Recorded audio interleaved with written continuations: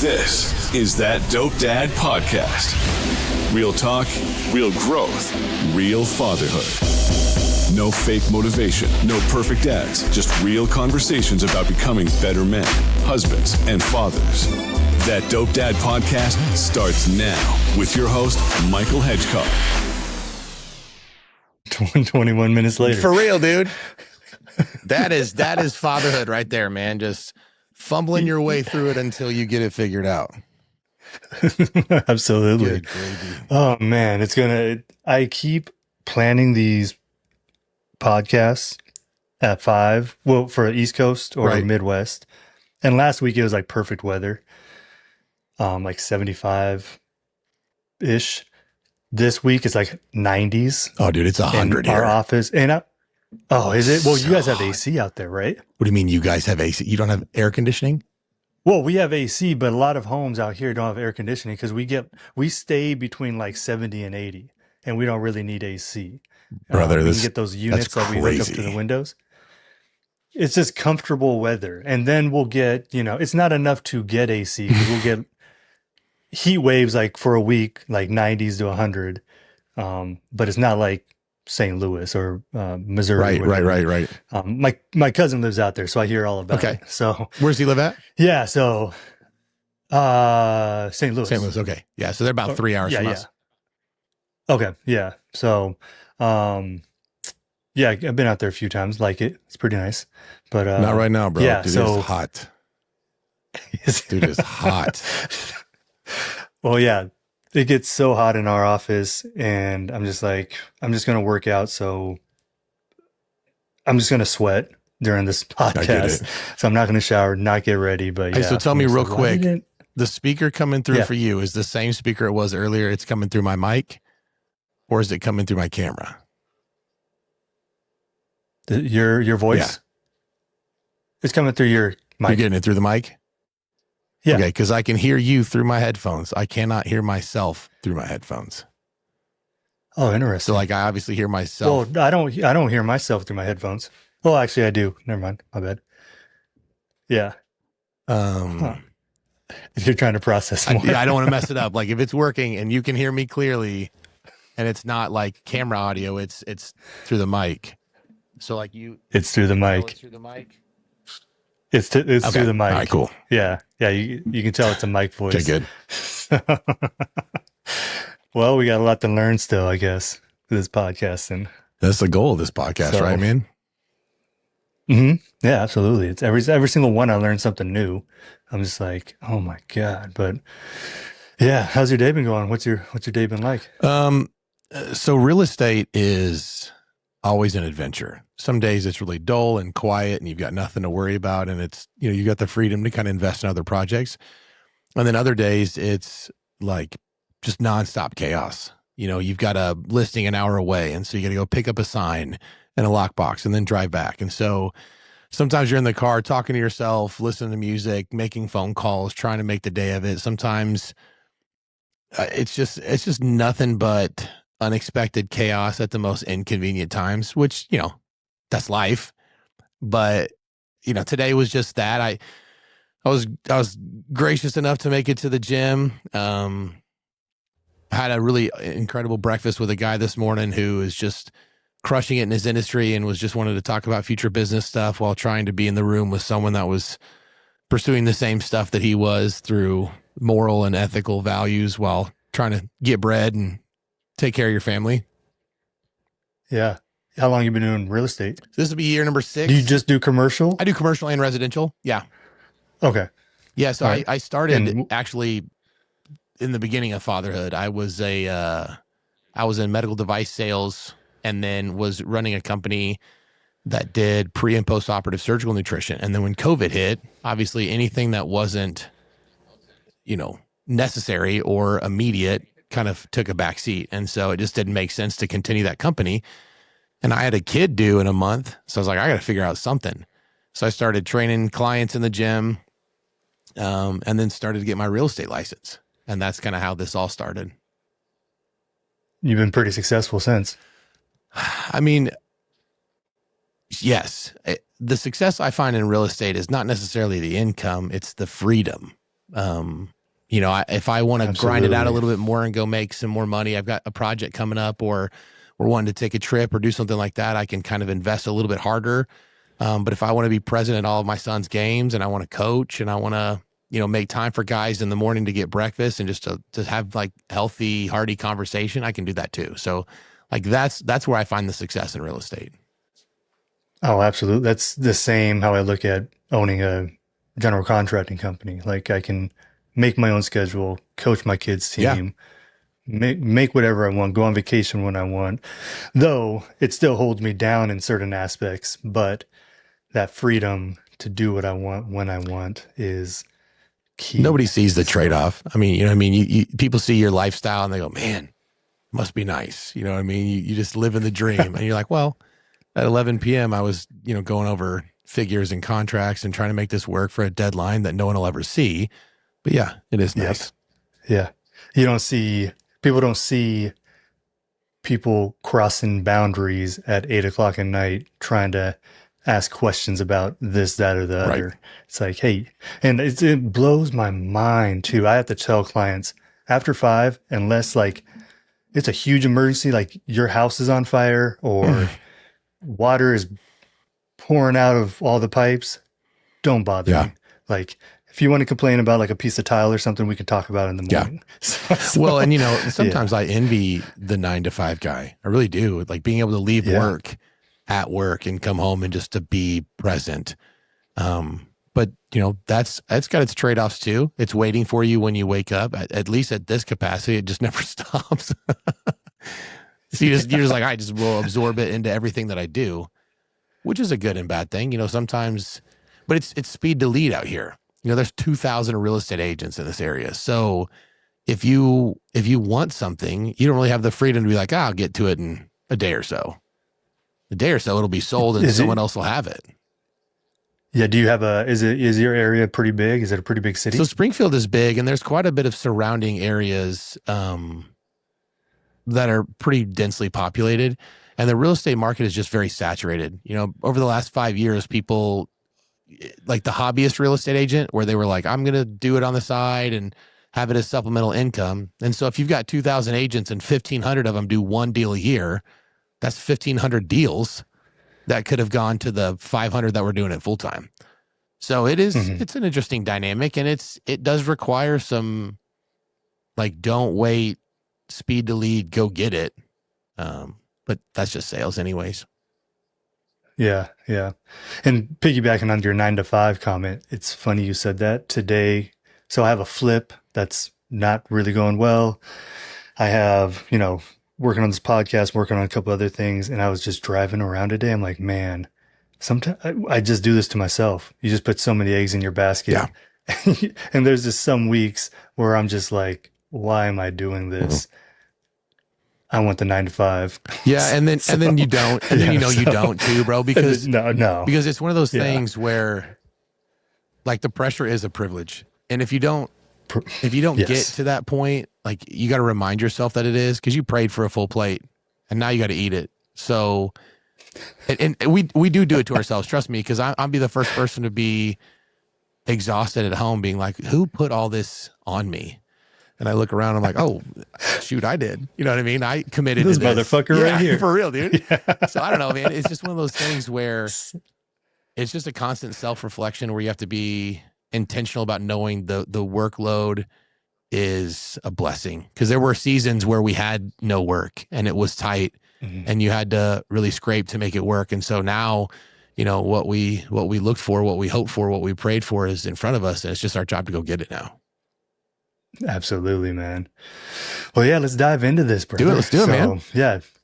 Caleb Scott, thank you. So you're a real estate broker, founder of ManDays, owner of Soapbox Studios, and Better Dad podcast.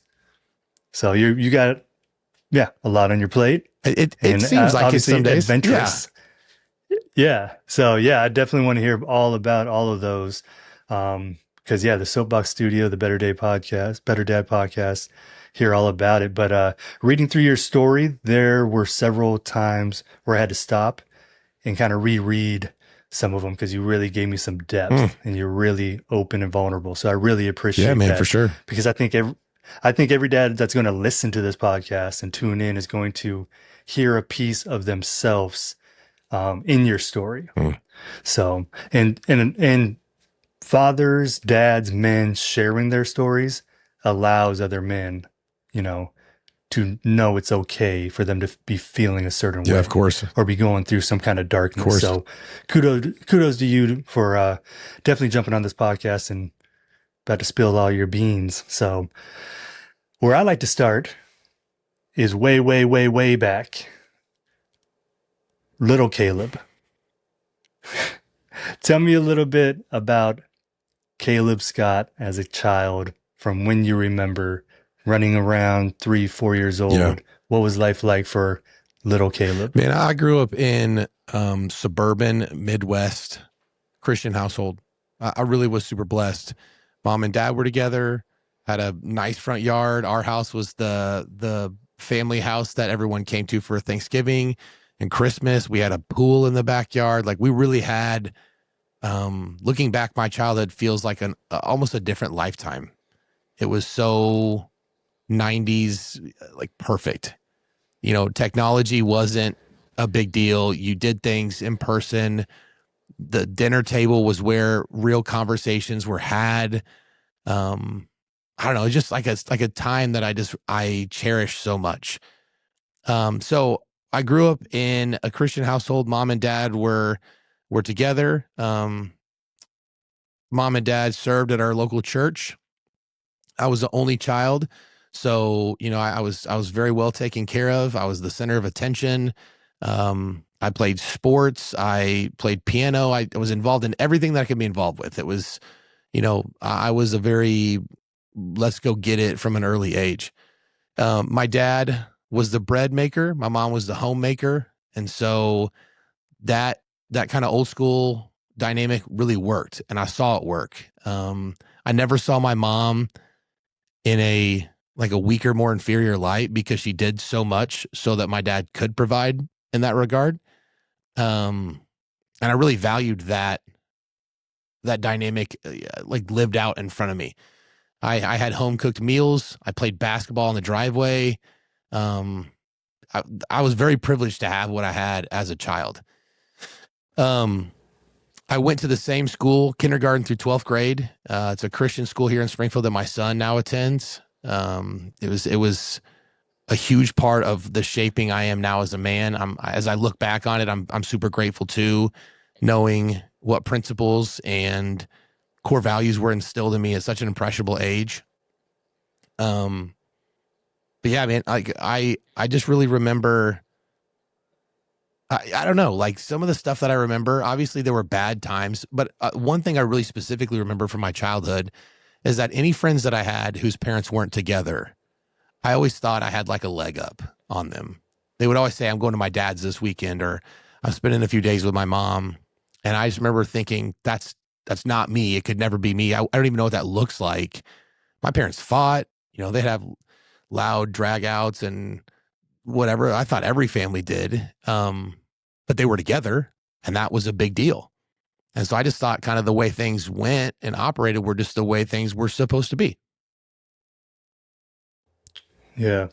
Yeah, I grew up the same similar situation. Mom didn't work, dad worked blue collar full time, always working and just putting values on us and playing sports. Semi normal life, but yeah, parents fought a lot. And I just thought it was kind of the norm. So being a single child, I wasn't a single child. How was being a single child?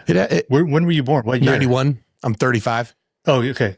Okay. So it was, so yeah, it was one of those things where you could use it to your advantage, but I never really had the sibling camaraderie. I didn't have someone to share like the weight of things with. I felt like a lot of pressure fell on me individually in a fight. The older I got, the more I think my parents, not intentionally, but would kind of lean on me during a fight and be like, Mom did this, Dad did this. Kind of feeling like I had to choose sides sometimes based on like the conflict that had arisen.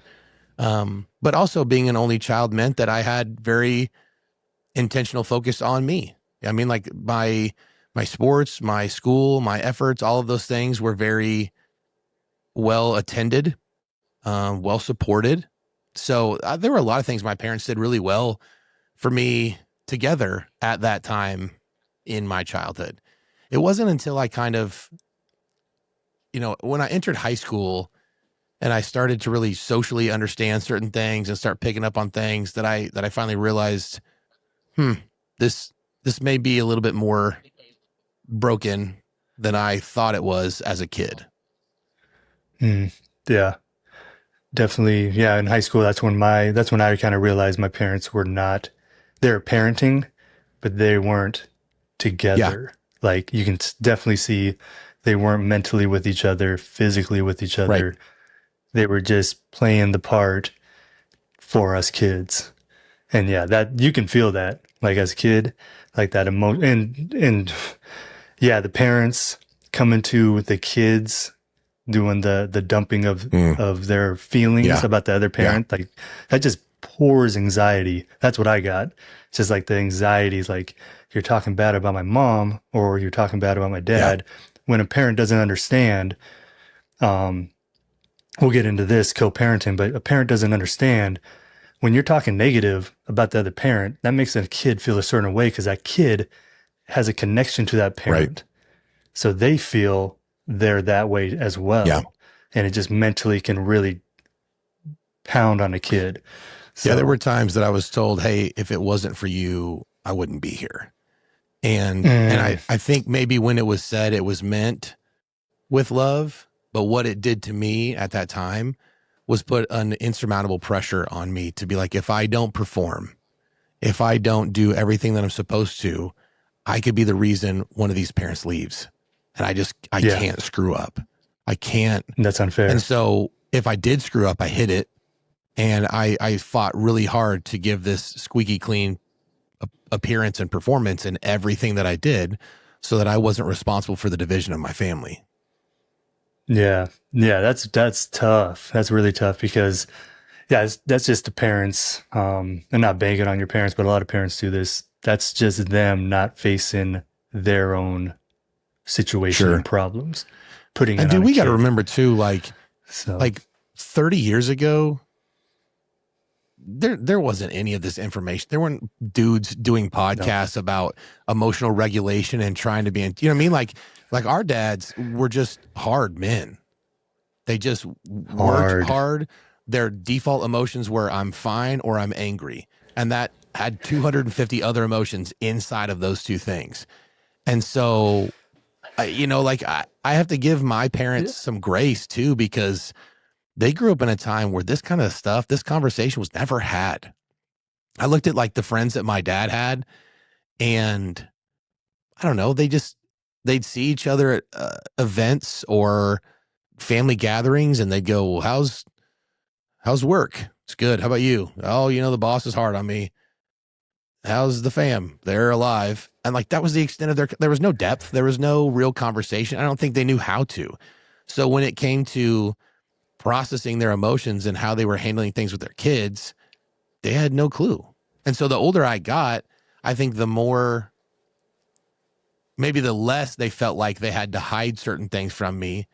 And so like the older I got, the more I saw, and maybe it's because I learned more and I grew up, but also because I think the older I got, the less pressure there was on them to keep it so tight knit as opposed to when I was, 10. Yeah, absolutely. You described your dad as the hardest worker you've ever known, but also someone that you walked on eggshells around. What was it actually like growing up inside that home? My dad is still working today. Likewise. Dude, and I saw him today. 67, man. My dad I think my dad will be 69 or 70 this year. 57. And I saw him on Instagram. Your dad's yoked. Yeah, he is. Your dad's a good looking dude, man. Bro. Yeah, my dad's 67, and there's something about that generation too, where they age like fine wine. I'm telling you, bro. So like my dad does ultrasound and has on Hearts for Okay. 35 years. And so I walked in our office today and saw him, and he is leaned over his computer, coughing into a tissue and exhausted. I mean, he's on call at the hospital. He's working circles around these young kids. Just doesn't know how to stop. Will work himself to death. I think our dads were like, retirement sounds amazing, but deep down they know that if they ever stopped working, they'd have nothing. So they would go insane. Literally. So growing literally. up, so my dad had a really hard life. He grew up poor, and he was incarcerated for some time. And when he met my mom, who was this virgin pastor's daughter, he had come to know Jesus in prison. And so this woman was like a breath of fresh air, and we're going to start a family. We're going to do everything right. And so my dad had worked really hard to get into the hospital system to where he could be in cardiovascular ultrasound. But again, if you ask my dad about his parents and what he experienced, it's bananas. It's something from a horror film that you can't even imagine a kid having to sit through or experience.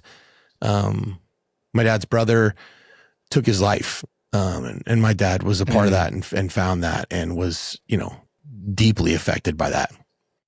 So before he even became a dad, he had experienced enough things that, just whittles away at someone and their ability to, handle things well.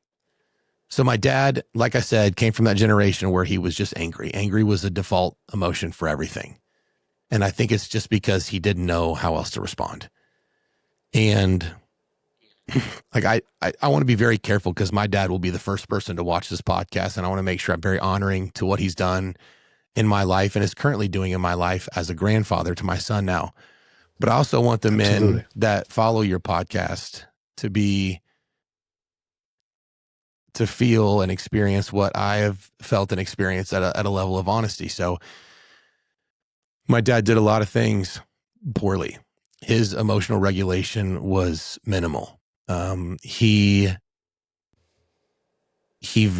was poor, so he valued things.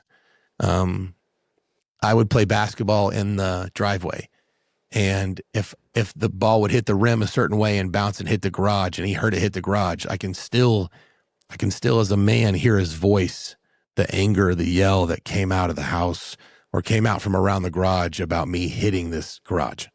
Nothing intentional, nothing on purpose, but would just deafening anger that would just make you feel so small.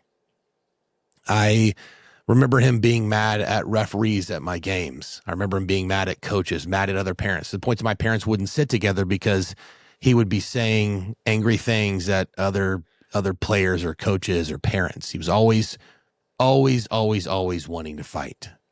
Conflict was what he looked for, almost. His comfort.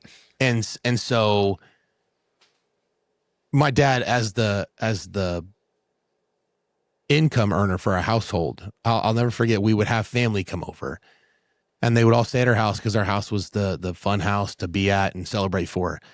And so all the family would be downstairs, laughing, talking, having a good time. And my dad goes to bed at 8 and 9 o'clock every night because he had to be up for work in the morning.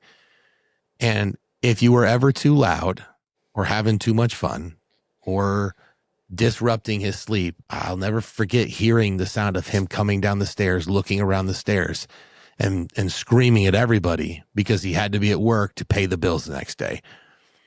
And so I just remember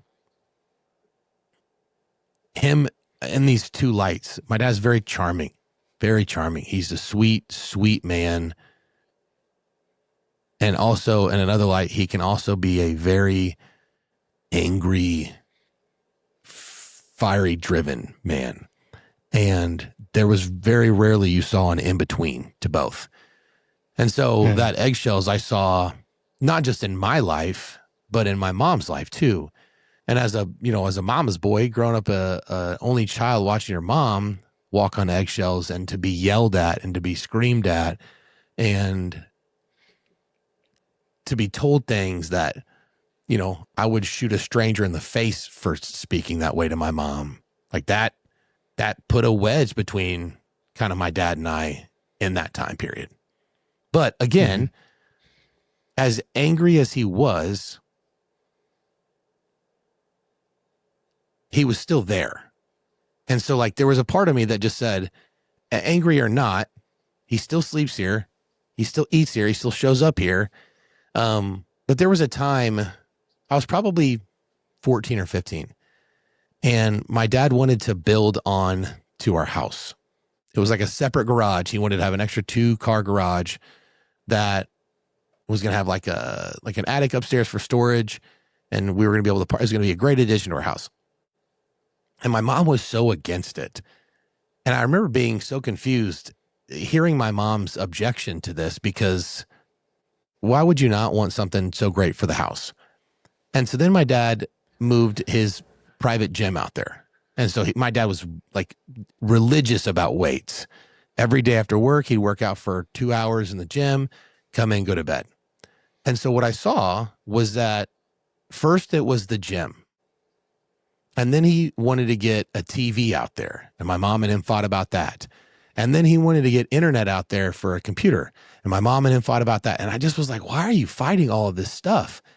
But then I realized that my dad was kind of moving out while being underneath our roof. He would get up at 6 a.m. and go to work all day. And then he would come home and be in the gym for 2, 3, 4 hours, watching TV, being on the internet, had a little mini fridge out there, had a bathroom out there until it was time to go to bed, and then he'd go to sleep.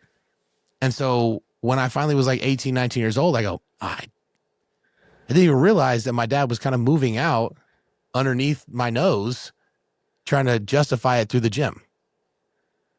He was disconnecting. Big time.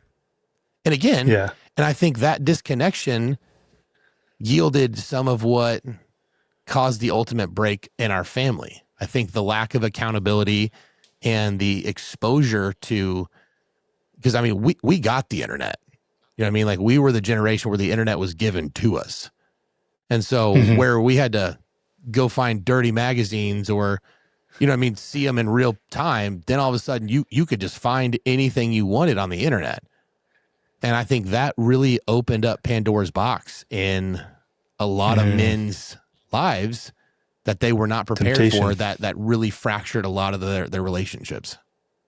Yeah, temptation, man. What you open to share what ultimately happened? Yeah, so it's unfortunately one of the most vivid memories of my life. I was playing 2 sports at the time, and I'll never forget, I got this red LG flip phone. It was so rad. T9 texting, dude, I was burning through that thing. I was sending 3,000 texts a day, and it was free after 9 p.m., so I was talking to all my homies. No one will ever understand now. The snake game. Yeah, I'm telling you. So I was in our house, in our laundry room, and I guess my dad had come home from work kind of early, didn't know I was home, or just it wasn't registering. And so I'm in the laundry room and I hear him walk in and he's on the phone with somebody. My dad's not a very emotional guy unless it was anger. And so I hear him talking to this person saying things like, I'll pack a bag right now. I would do this, this, and this. I just remember being like, what an odd conversation, but I didn't think much of it. And then at the end he said, okay, I love you, and hung up. And I was like, man, I'd never really heard my dad tell my mom he loved her very intentionally, very often. And they didn't say it when they hung up. So I was like, weird. So I'm like 17 at this point. And so he sets his phone on the counter and he goes upstairs. And for the first time in 17 years, I thought to go through his phone. And so I walked over to the counter and I picked it up and I flipped it open. And I realized that my mom was not the only woman in my dad's life at that time.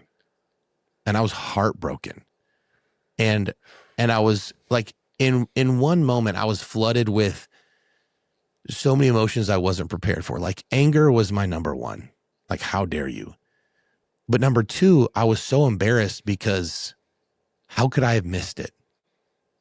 Like, how could I have been so naive this whole point to think that this couldn't have been a possibility? Like, I was sitting there as a 17, almost 18-year-old man being like, dude, this has been going on and you've missed it, Caleb. Like, how could you not have protected your mom better? How could you not have like stopped it more? And so I was broken. And so we ended up having a conversation, and I told my dad he needed to tell my mom. We kind of had a fight about it ourselves, the two of us, and I approached him about it. I said, man, you told me you'd never lie to me as your son. And so he kind of broke down and was like, dude, I'm doing stuff I shouldn't be doing. And I was furious, dude. I just wanted it to be, he picked up the wrong phone at work, and there's some explanation as to why it couldn't have been that.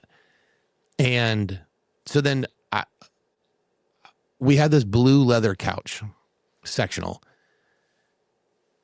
And I told my dad he had to tell my mom, as if I had some authority at 17 years. You know, it's a big bad. Was this the same day you found out? No, it was a week later. I'd been sitting on it for a week, hadn't told my mom, just like I wanted him to tell her. And I didn't even know what I expected. You know what I mean? I don't how to approach him. I don't know how mortgages work. I don't know how divorce works. I don't even know what I wanted, but I wanted him to tell my mom.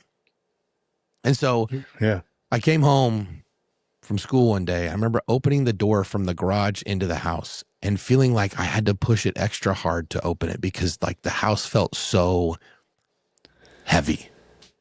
And I walked through our blue square tiled kitchen. I turned the corner, and as I walked in, I saw this blue sectional couch. And on one end sat my dad, who had his hands covering his face just in shame and in tears. And I knew at that moment that he had told my mom. But the most difficult part about that memory is seeing my mom's face and realizing that my mom was aware and had been aware for a long time. And my mom's face was not sad. My mom's face was not shameful. My mom's face was very still. And I was so disappointed that she had to put up with it for so long in order to protect me from knowing. And I, in that moment, really developed a pretty closeness to my mom. And I've always been close. My mom's a rock star. I love her to death. But right then and there, I think in that point, it was so pivotal in the fact that I would never, ever, ever, ever let anybody ever hurt her again. And so I'm very intentional about contractors she ever works with, service people she ever works with. Someone talks to her crazy at the bank, I'll pull up. You know what I mean? Like I will never let that kind of disrespect happen to my mom again. And so that was right around the time where I was exiting high school, going to play college football, and leaving my household. So in like a couple of weeks span, our family dog died. My mom and dad separated. I went to play a sport I had never played prior to college. I got mono the first week of fall camp, and I was crying every night in a dorm room with a guy from San Diego, California. It was like the toughest 8 weeks of my life. Fuck, man. Oh, bro. I don't know how I'd approach my dad and bring that up because, you know, it's your dad and he's just probably going to be outraged with you coming at him with something that he did. And then, your mom, you know, that's your mom. Yeah. You want to protect her, you know? And I love how you talk about your mom. What made her different? You said something beautiful in what you sent me. She was wounded, but made sure she didn't bleed on me. She was wounded, but made sure she didn't bleed on me. And with you telling me that story, it sounded like she was wounded for years and holding back that blood. And she knew. My mom will be the first person to own her mistakes and say that she she wasn't perfect in her marriage in regards to things she could have done better and conflict management styles and things she could have cared more about or things she could have cared less about. But my mom has a resiliency for the gospel that I genuinely attribute a lot of my own relationship with the Lord to. My mom has experienced a level of hurt and pain in her life that would pretty easily tell somebody to give up on having a relationship with God. Like if there was somebody that had an excuse to be like, hey, I'm really not enjoying this, it was her.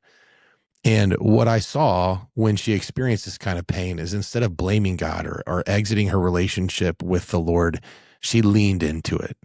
And there were so many opportunities for her to tell people about what happened and to give information about my dad and not even like publicly shame him, but to like give people the full story that I watched her never do. She knew that the work that they had done together was more impactful than the need for her to feel validated by giving people information that would just hurt their platform. And so she wasn't lying. She wasn't being deceitful, but she just realized that they had made such an impact when they were together that she wasn't going to allow something like this to have a momentary destruction on what God had done through their marriage to that point. And so I really respected that. And I continued to respect it about my mom. At 70 years old, she is still a woman that I have such a reverence for because she seeks the Lord at a pace and a rate that just blows my mind, holds my own feet to the fire. And again, I think it's that generation. She has that hospitality gene where so I'm at the age now where I've got a home and I can invite people over and I can host parties and I can host get-togethers and I can have Thanksgiving. Brother, doing that one time is enough to make you never want to do it again. Like, one, what you spend. Two, knowing that people are in your house, tearing it up, sitting on your couch, using your toilets, all the things, and then they leave. All the dishes you got to do. Oh my gosh, bro. And I just remember thinking, dude, my mom did all of this every holiday, every year, while like laboring through some of the most difficult seasons of her life and never blaming anybody, never putting my dad on blast. That was such a special thing for me too, is that no matter what happened, she made sure that she maintained a level of respect in all the things that she did. Yeah, it sounded like she lived for everybody else. She did. And she lived for everybody else. That's why I think she has such a rich life, man. To be honest, she has more friends. Dude, I tell you, it's so funny. My mom's name is Glinda. I'm like either Glinda's son or Cohen's dad. Like I don't even have a space anymore. When people meet me, they're like, oh, you're Glinda's son, or oh, you're Cohen's dad. So I just live somewhere in the middle of it because she has such an impact, man. And she opens up her home and she's kind and gracious. And I think that's why her life is so rich and full. And so it's really interesting to kind of see that, how that has shifted when my parents separated. Because I think my mom, because of her commitment to her marriage, would have stayed regardless of the circumstances. But when they did finally separate, and I have been able to see her independently do things on her own, she has just continued to blossom in her relationship and her abilities to love people for the gospel. And that's so cool to me, man. Yeah, that is. Yeah, it seems like she's continually growing. So through the thick and thin. So I'm 100% with you too with hosting, to get off topic real quick. Every time I go, sorry, someone's like, hey, we're having a big one. Can we use your house? And I go, ooh, we're using paper plates, plastic forks, and I'm throwing everything away when it's done. It's taking a tablecloth, wrapping it all up and throwing in the trash. Yes. Okay. So we're a mixed family, Cambodian and white. Cambodians throw big parties. So whenever we always get stuck with the fucking egg rolls, and Lena's a really good cook too. And so, I have so many kitchen gadgets to make Cambodian shit which is really good. I love it. But like the stuffing, the sausages, the beef skewer sticks, and then when it's all said and done, I'm sitting next to the deep fryer just fucking dunking so many egg rolls for hours and hours. And then it's just a big Yep. mess. And I am high ADHD OCD. I like a clean Yes. house.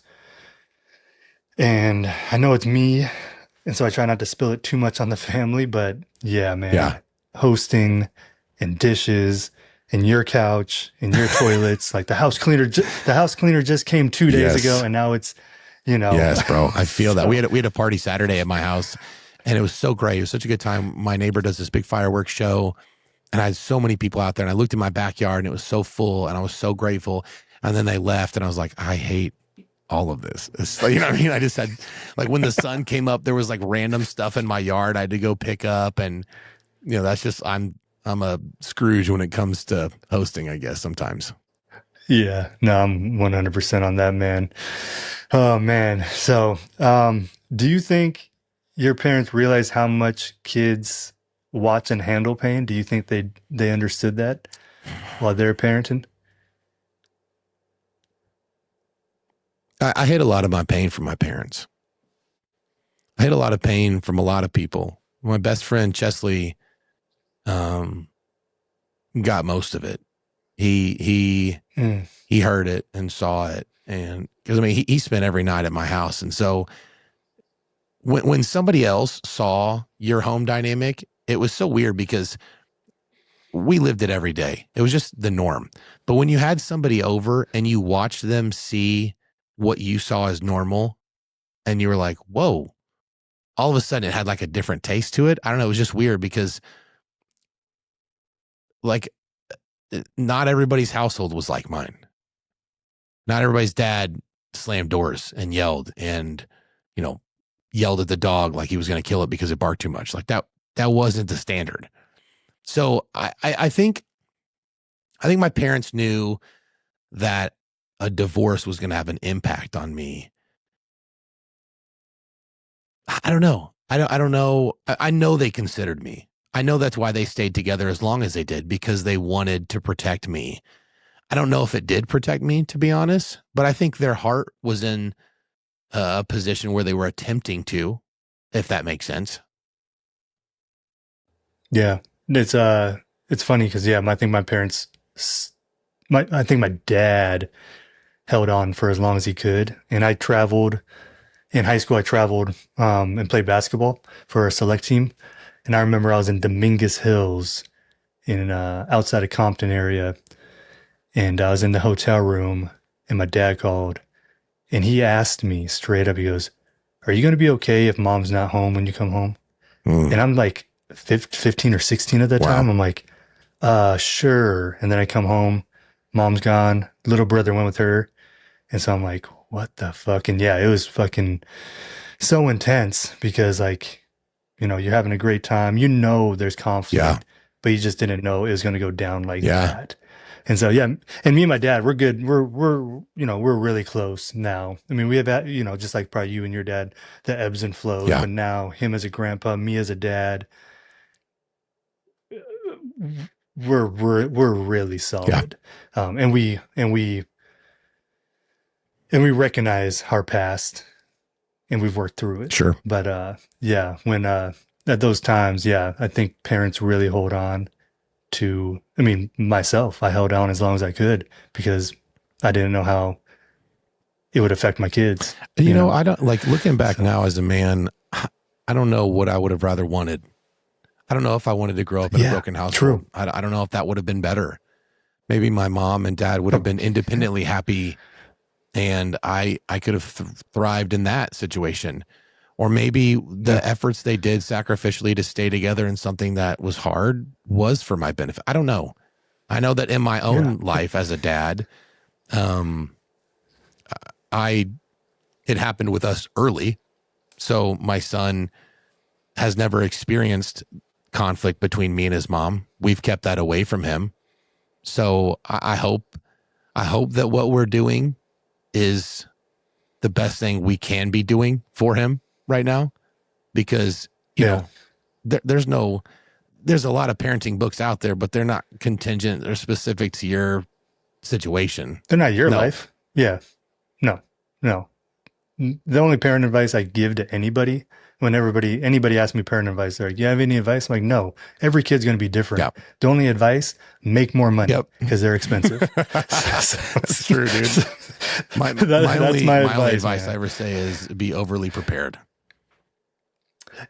That too. Yeah. Extra diapers, like, do you ever extra get more wipes, sleep? get more sleep, bring a bottle of water, bring a change of clothes.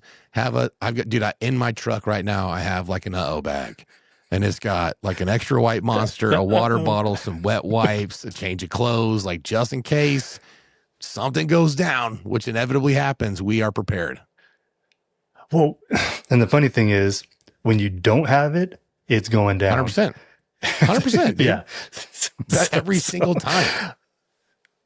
Yeah. Every time. Oh, man. Yeah. So parents divorce. You're in college now, going through playing football. Yeah. Correct? Yep. So touch briefly on, your college career and everything. And did it lead into you meeting your college, your son's mom at college the time? Was, so I had gone to a Christian private school my whole life. And so the college I went to is a Christian college, but the sports, they were under the basis of a Christian college, but these were guys recruited from all over the country for their athleticism, not their relationship with Jesus. And so, you came from little white suburban Midwest, and now you're playing collegiate football with dudes from Dallas, Texas, and San Diego, California, and American Samoa, and Orlando, Florida. And all of a sudden you were like, whoa, this is a culture shock. So I'm an 18-year-old kid boy, man. Now, I mean, like I'm at a place where I'm now responsible for my own stuff. I have to feed myself, get dressed, attend practice, do all these things. My mom is single in a house by herself.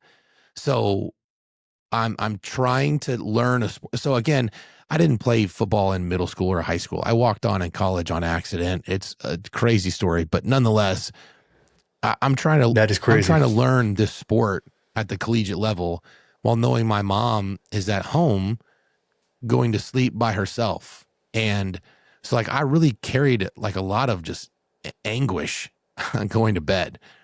And a lot of worry. Yeah, for real, bro. Cause I was in Bolivar, which is about 45 minutes away. So I could get home if I needed to. But, I had practice at 6 a.m. and you weren't done with film until 9 or 10 o'clock at night. So if I wanted to go check on my mom, I had to be exhausted, driving 45 minutes, saying hi, doing my laundry, flying back. It was a lot. So college was kind of a blur. I had not drank alcohol until my 21st birthday.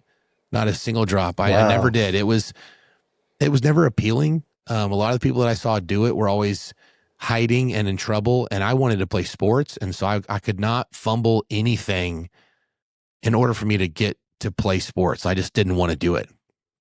So also my parents didn't drink. It was never in the house. I just didn't see it. We didn't drink at dinner. It wasn't a part of our family gatherings. And so I just never really saw it. It was just nothing we did. So when I started experimenting with alcohol, it was one of those things where the college I went to felt like its own world. It was small, and it was just like little rural town. And like you were kind of too far from where I live now to go do anything. So everybody just kind of had house parties, and you would drink and hang out. And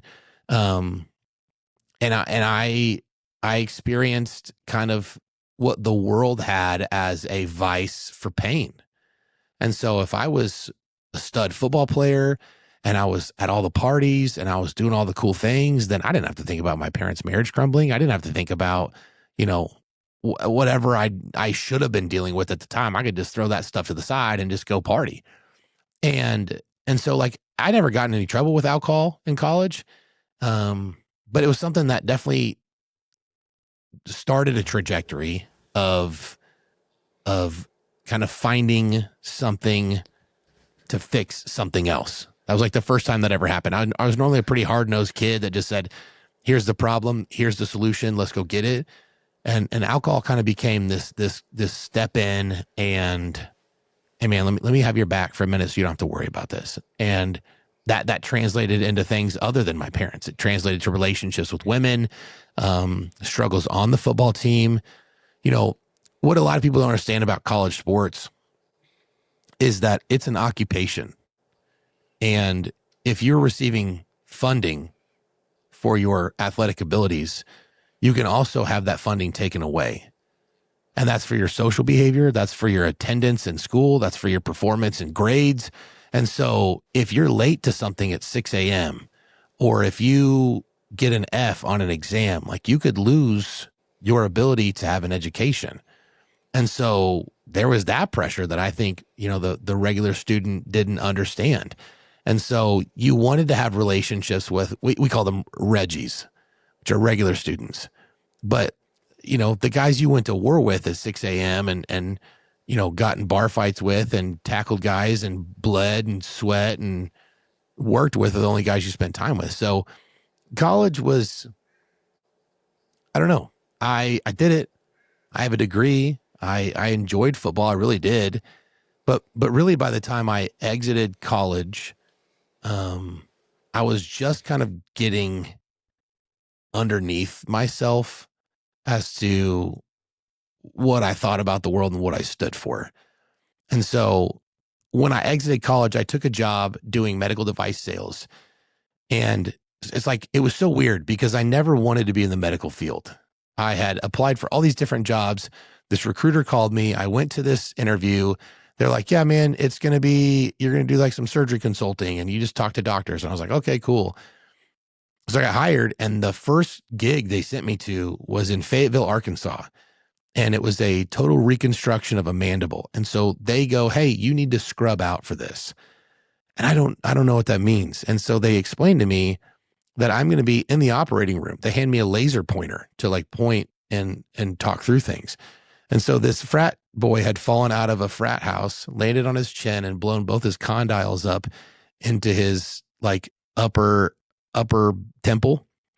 And they had all these different surgeons in there reconstructing this dude's chin. Jeez. And I was the guy that supplied the materials that they like plated it all back together with.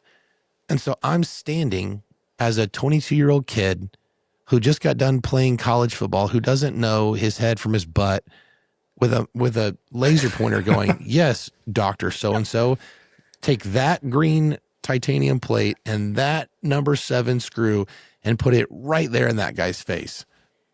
And so like overnight, I was thrown into this fire of this job. And, God. and you know, so when my dad did what he did, there was this weird moment of how I saw men that just plummeted. I really felt like I had given my dad so much, an unfair, knowing who I am now, knowing what I know, unfair amount of expectation for him to succeed in everything. And so then when he inevitably, when he did fail, it crushed me. And so like any guy that said one thing and did another, I had such a disdain for. And so all of these guys I worked with at this company, I don't want to say all of them, but some of them would FaceTime their wives before we went out to get dinner and drinks, and then be hitting on different women, trying to get different numbers, taking them to the hotel, doing things with them. And I remember being like, what? Like, why do you have this job? Why do you have that wife? Why do you have those kids if you're going to be this clown on the road acting this way? And so like everywhere I went, dude, in every part of my life, I found these men who just didn't, like, they didn't stand for anything. And so I was working really hard. I was in a hotel 6 nights a week. And so the only thing I had was alcohol. And so I'd work all day, go sit at a bar for 2 or 3 hours and go back and go to bed and wake up, do it all over again. And so in that time period, it's like a 2-year span where I just was in my car or in the operating room or in a hotel. That's all I did. So then, go ahead. Oh no, go ahead. So then when I'll never forget the way that this is my first experience in the real world. I had been managing 3 territories. I was the only kid in the company that was driving back and forth to like 3 different states and doing stuff. And I was exhausted and I was trying to keep up with the workload. And I felt like a lot was asked of me. I learned a lot, but a lot was asked of me. And so I had a lot of friction with the regional manager, and I'm not really sure why. But there was a day where on a Sunday night, he called me at like 7 or 8 p.m. and said I needed to be in Oklahoma City in the morning for a 6 a.m. case. It's a 4-hour drive.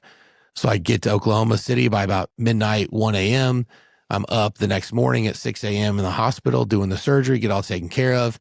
And the regional manager texts me, he says, hey, once you bill that case, call me on your way back. I said, okay, cool. So I get in the car, get it all billed, get on my way back, and he calls me, he goes, hey, you're fired. And I was like, what? What? And he was like, yeah, you lied about where you were during your birthday and all these other things, and you're just not a good fit. And so I had to like pull up toll receipts because like I have an expense report that I use through the company.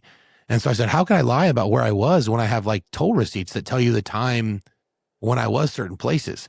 And so like I had to go to my Facebook and show timestamps of all this stuff to try and prove that I wasn't not in the hospital when I was supposed to be. But I just quickly realized that it was just not like, there was just no arguing that that's what they wanted. And so I had been used for my willingness and abilities and then thrown to the wayside. And I was like, welcome to corporate America. So that put a bad taste in my mouth about business early. So then I got into some different endeavors. We'll say that. So that had more of the industry life, late night, drinking, being in places I shouldn't be. And that's actually where my son's mom and I first met. And she was beautiful. She was, I mean, magnetic, dude. I'll never forget meeting her and having conversation with her and being like, man, this person is different than someone I've ever talked to. And so from the beginning, we both were dishonest about certain things. And it just did not start in a way that was going to end successfully. And I think what I experienced from the hurt from growing up and trusting people is that the moment I felt like I couldn't trust them, that we were just kind of playing a game and we didn't need to trust each other. It was just like, hey, we're both in it. Let's just be a part of it. And you don't trust me, I don't trust you, but here we are. Probably a super unhealthy way to live my life and why it didn't work, but I'm being honest. So absolutely, we dated off and on for about 5 years, and it was so hot and cold, hit or miss. There'd be days where I was ready to make it work and she wasn't, and there would be days where she would be like, Caleb, I'm trying. I'd do anything, and I just was too caught up in the lifestyle of being the party boy and being seen and like wanting attention from other people. And so when we got pregnant, we were not together. We had a mutual friend in town, and, we just kind of the next day we're like, hey, this is not something we're going to do. It was almost like we shook hands and said, hey, this has been something we've always come back to out of comfort or out of what we know. But if we ever want to heal and move forward, we got to stop. And then like 2 weeks later, she called and was like, hey, I am pregnant. And I was like 29, 30. So I wasn't young. I wasn't without, income or a support system. So while it was shocking information, I out of all the things that could have been scary, they really weren't. And even though we weren't together, I knew her, and I really thought that she would be a fantastic mom if it ever called for it. And so I just knew how much it was going to change. And the hardest part was thinking about my own parents' relationship and then thinking about her and I's relationship. You know, do you jump back into a relationship? Do you go get married all of a sudden? Do we say, hey, we've got a baby now, we got to make it work? And I really struggle with what I was supposed to do. I knew what like the cultural expectation was, or even like the spiritual expectation from being raised in a Christian household. But I also felt like two wrongs didn't make a right. And I didn't want to put my son in a household where he experienced conflict because his mom and I were just not at a place that we could be successful together. So we go through the 9 months. And again, we're trying to figure out if we're together. We're trying to figure out if we work. Were you living with each other? We were not. She had an apartment. I had a house. We spent a lot of time together, obviously, but like you're making the appointments, playing the role. I was at every single appointment. We did everything like that together. And to be honest, dude, I tell this to a lot of dads. And I hope this is honoring to her if she ever happened to listen to this podcast. Women become pregnant the moment they're pregnant.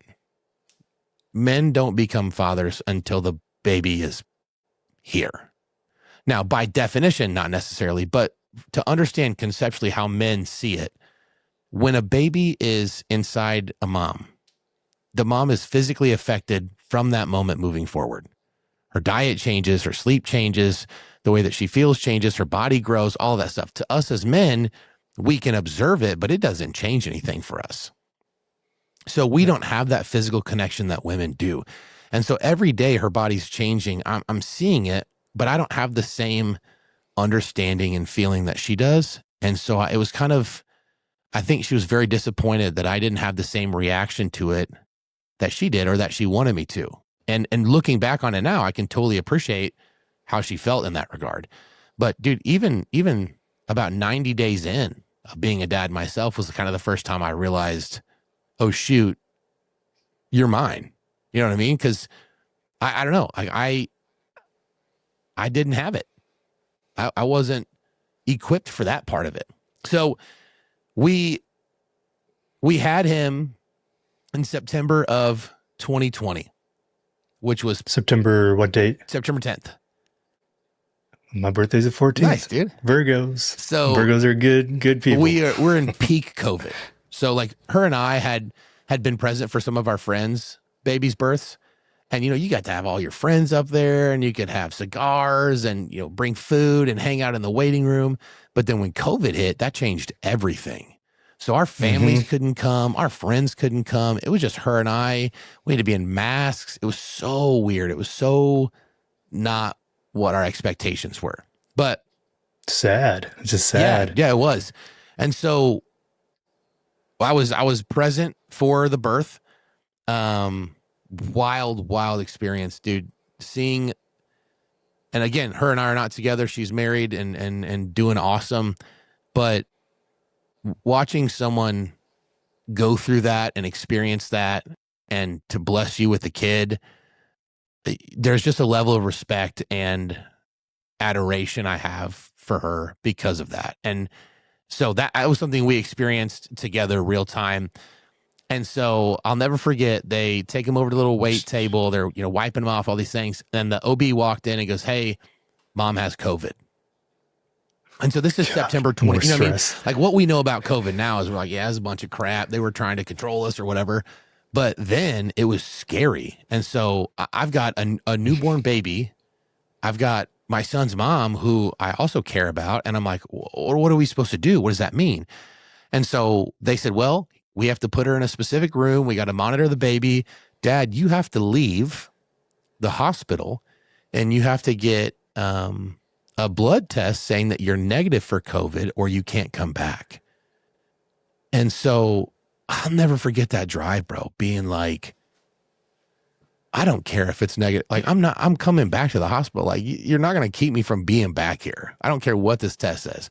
So I go get tested, test negative, thankfully, come back to the hospital. And so they've put us in this COVID specific room, which is like a friggin' broom closet, bro. And so they would bring us stuff in like an incubator, like cart, and like slide it in the room and then close the door behind them and then walk out. And it was like we were, like we had leprosy or something because of the COVID. And so after like 2 days of that, I like looked at her and we were like, dude, let's go home. This is crazy. So we went home and then, we're quarantined for 14 days. So then all of our family that's now excited to come meet him, now we have to tell them, hey, we got to go another 2 weeks without you seeing him. And so she had to breastfeed with a mask on. Like, we slept in separate rooms. Like, a lot of the stuff that I think is really bonding about the birth of a child, I think we kind of missed out on because of COVID. And that was super unfortunate. Yeah. No, that's super stressful. And yeah. And then our son ends up getting COVID. And so our newborn has COVID. And it's one thing, and like, don't get me wrong, I was worried about my son's mom, but like, you were just given this blessing, this little baby, and you're the ones responsible for taking care of it. And now it has this sickness that is, it's killing people nationwide. It's shutting down not just America, but the globe. We have a nationwide and global shutdown because of this virus or whatever. And my son has it. And dude, I'll never forget the doctor being like, hey, just make sure mom is nursing him and her breast milk will respond to what his immunity needs are. And like, her body will take care of his body. And I remember being like, what? Like this, like, I feel so worthless in this picture. You know what I mean? I'm like, I'll cook you a cheeseburger. Like, you know what I mean? Like, I couldn't, like, she was literally single-handedly saving our kid's life with her body. And so that was a part for me where, my faith had been tested and rocked in a lot of things, but man, hearing and knowing that by design, my son's mom's body could heal our child, dude, that was so cool. So cool. And so we had attempted, I say that lightly, to make it work. And there was just so much hurt that neither one of us had done enough work on to be healed from. There was so much that I should have done better. There was so much that I dropped the ball on. There was so much selfishness on my end that inevitably one day I'm going to have to sit down with my son and explain to him. But yeah, we got to a place, be vulnerable. We got to a place where we had a point of contention and conflict that we just said, hey, maybe we should just co-parent. And so we tried it. And same thing from our relationship. There'd be one day where she was ready to make our family work. And I was like, I don't know. I don't want to have a conflict household where our son struggles in. And then the next day I'd be ready to make it work. And she's like, well, I don't know. One day you want me, the next day you don't. And I'd given her mixed signals. So I understand her hesitation. But so, one day I was like, hey, come over. I want to talk to you. And so she brings her son over. And I'm just like, look, I don't care what it takes. Let's figure this out. And she informed me that she had met somebody and that she had been talking to somebody. And I was like, oh man, like, we weren't together. I couldn't have been mad at her for doing it, but it was almost like when I finally had been to the place where I was ready to make it all work, no matter what, it couldn't. And I was heartbroken. And so over the next couple of months, that developed faster and faster. And then they got engaged. And so wow. I was kind of experiencing like so much with becoming a father. And then now having another man in my son's life that I didn't really know and I didn't have a relationship with, and like not being able to control his access to my kid when my kid wasn't with me. And that's not something every man's prepared for.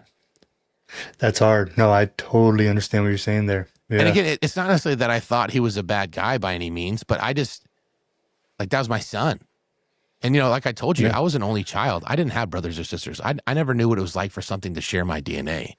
That 90-day point, Hmm. he cried, and I walked into my bedroom and I picked him up out of his bassinet and I held him like a little burrito. And I looked down at him and I remember a baby picture of mine looking just like him. And in that moment, I was just overwhelmed with the sense of, you belong to me.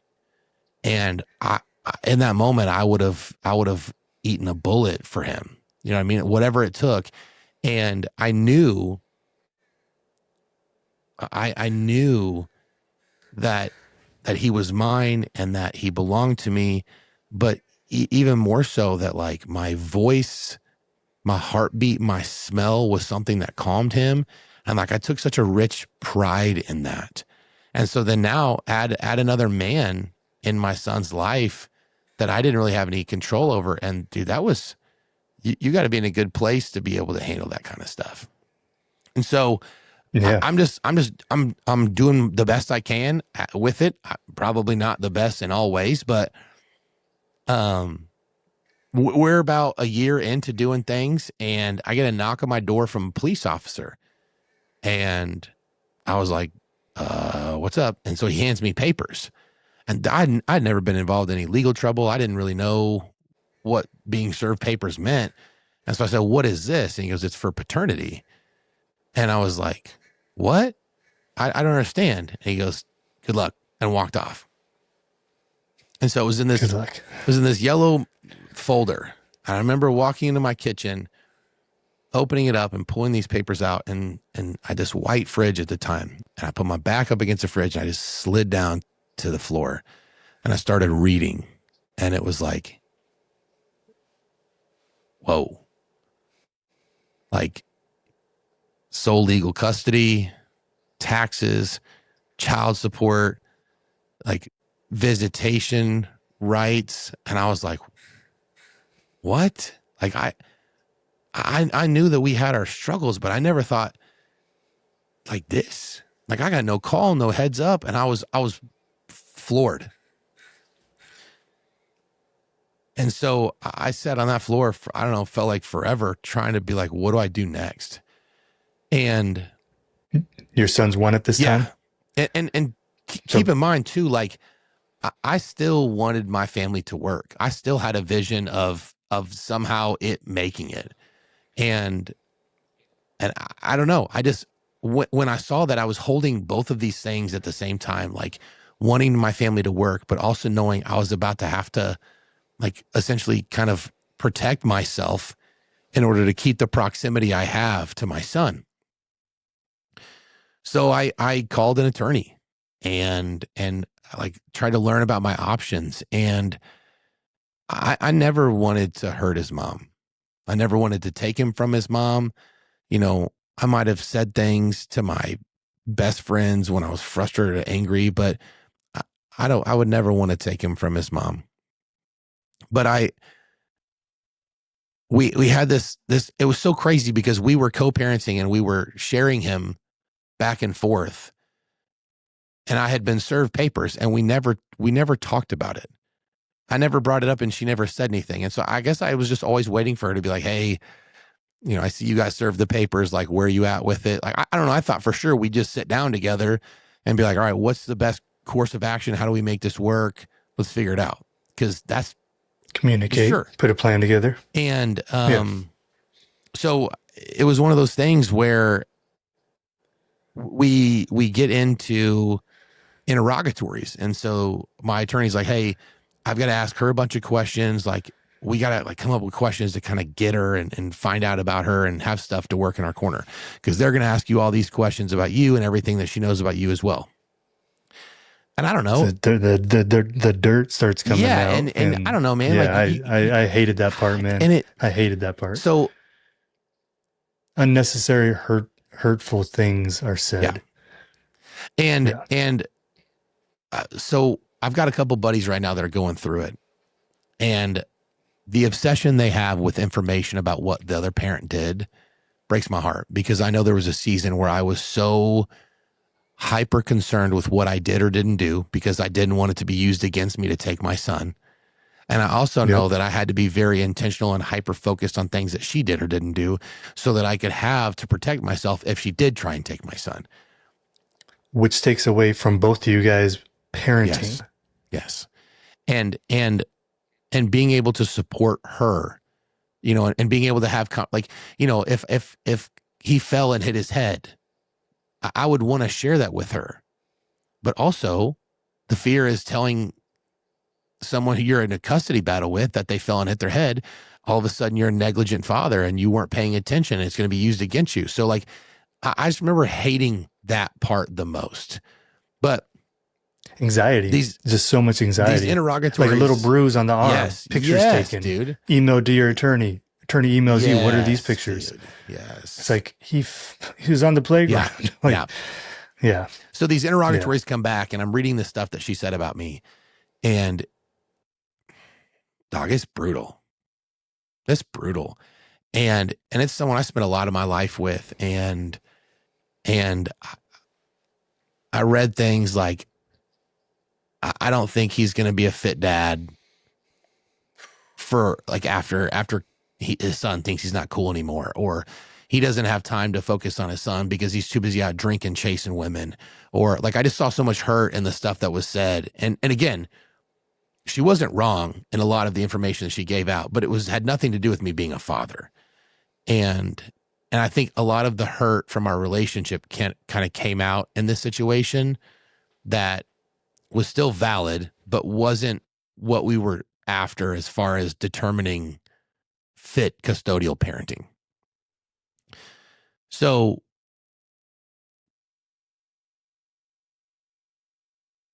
there's so much. I mean, I want to be honest, but I want to be honoring too, because. Amen. Yeah. I you talking is bringing up my divorce and everything that we had to go through, everything that we said about each other, how immature we were.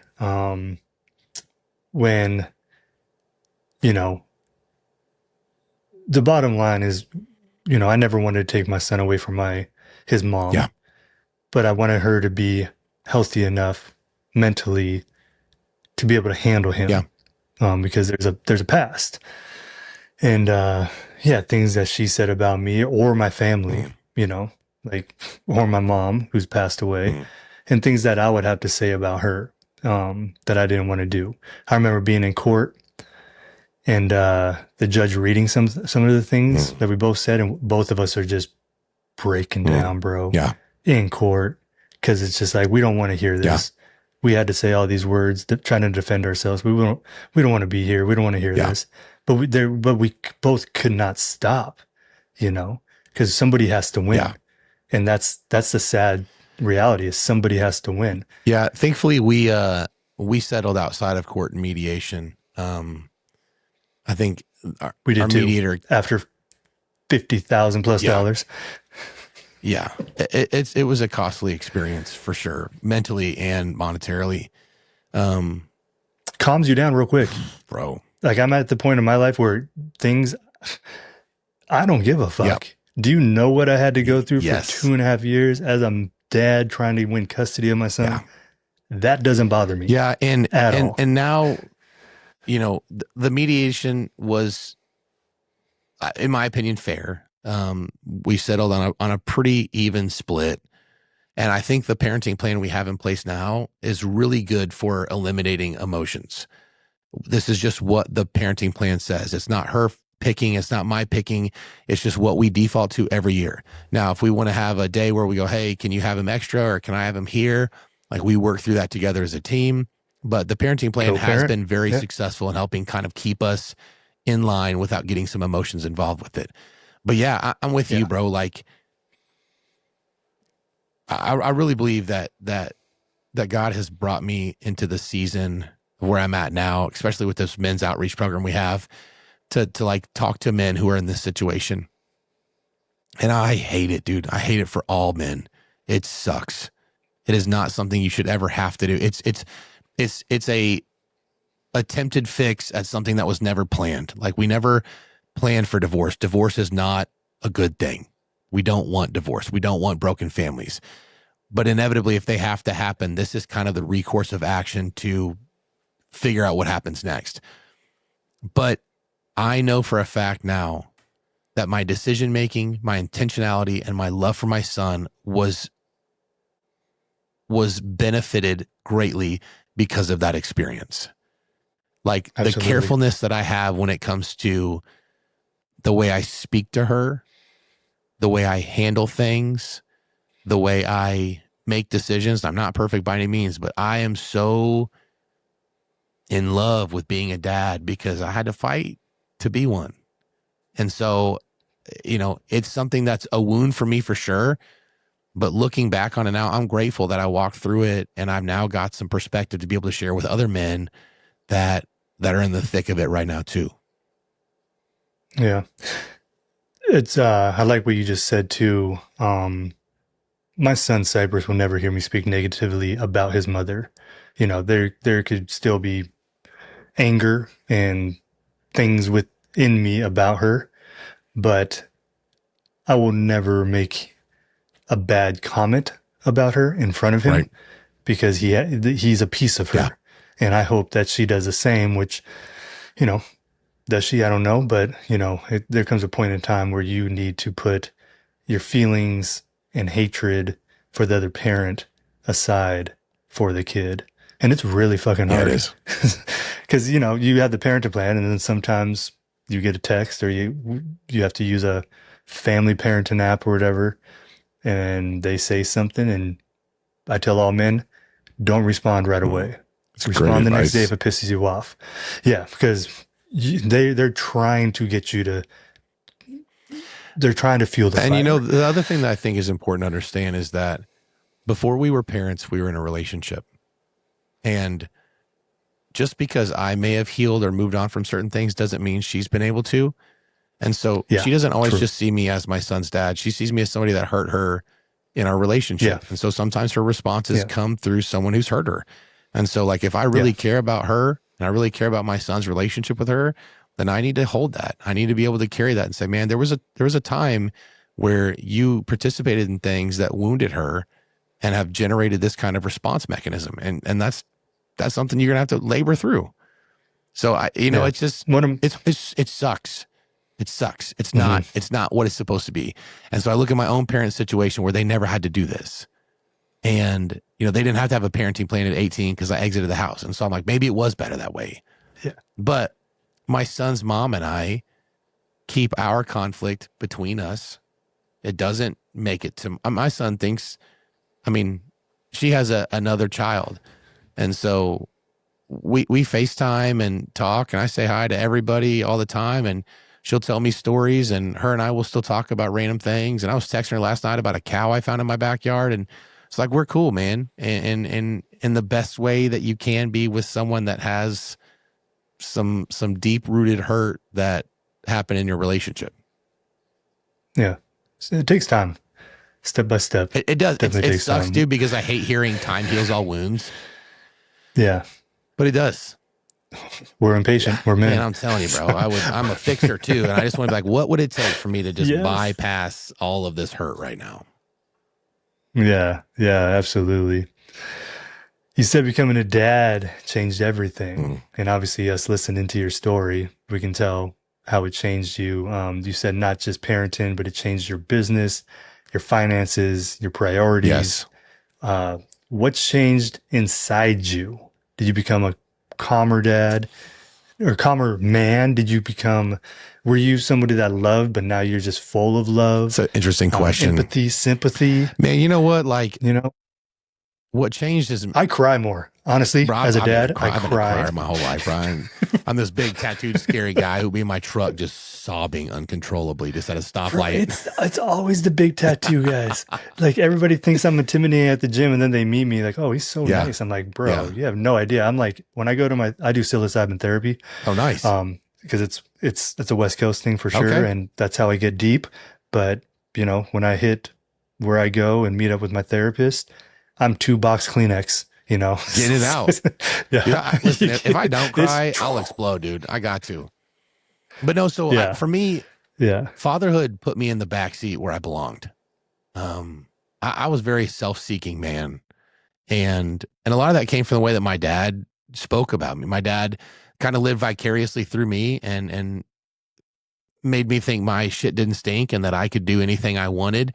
And so I acted that way. And I was very prideful and I was very careless in relationships. And so then I became a dad. And do you think that's being a single child?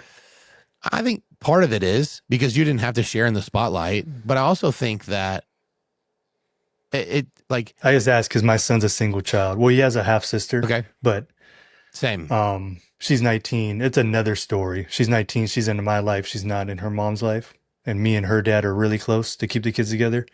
But they're both single kids. And I can see where they understand they have siblings and they're close. But I can also see a difference with Cypress and some of his friends that have siblings around their age. And honestly, bro, I think it comes down to us as parents. I think communicating and putting in metrics of accountability that keep them grounded is what's important. Because my son is awesome. Like, he is awesome. And I'm not just saying that because I'm his dad, but like, he is awesome at sports. He is awesome at life. He's big. He's handsome. He's kind-hearted. Like, he does so many awesome things. But I also know that comes with a huge responsibility of struggling to find humility sometimes. So I think, one, it has to be lived out in front of him. You know, we can say as much as we want, but if I don't live a humble life, he's never going to see it. So I try very often to like openly take a back seat in things and gratify and glorify other people.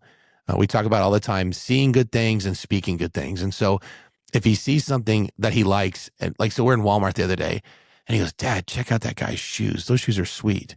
So one, I want him to see good things in other people, but I also want him to speak to him. So I said, we're going to go tell him.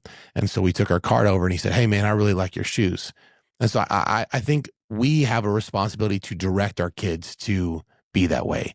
But I think if we naturally let the world parent our kids, they will end up selfish and stomping all over other people.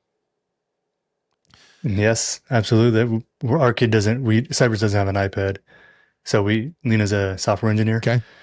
Like I tell everybody, if you are going to let an iPad or YouTube raise your kid, you're failing as a parent. Yeah.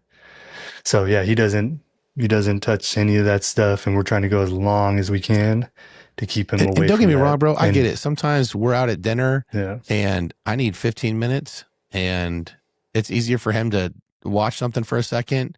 Like, I got respect. And for the people that have more than one, I look at some of these families out there and they got 3 under 3 and I'm like, bro, good for y'all. You know what I mean? Like, I got so much respect for them.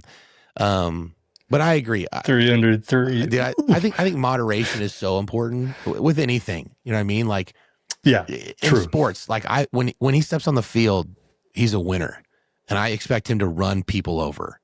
But the moment that's over, or even simultaneously, like, you can still be a destroyer and be dangerous, and also kind and full of humility. Like, you don't have to give those things up to have both. And so, back to your original question, what has fatherhood changed in me?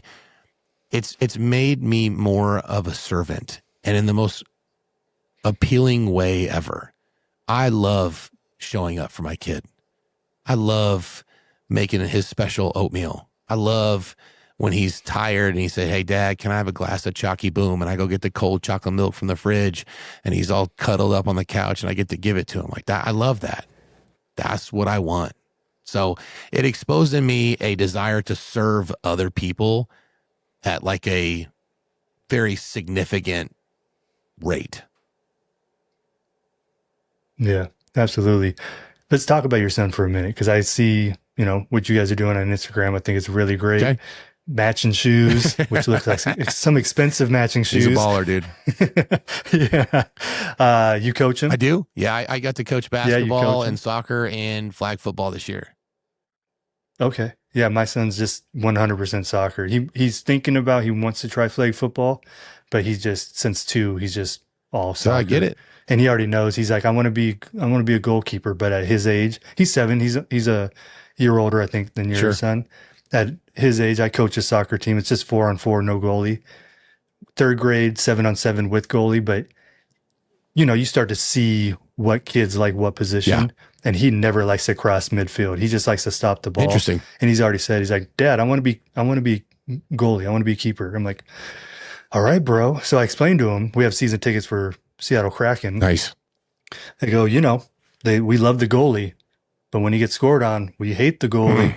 So, a lot of pressure in that spot. They're either going to, So when you're a goalie, and he's super competitive, like he's competitive where I love it, but at this age, he's a little physical, which I do love, because when he gets in high school, you need to be able to run and bump. You bet.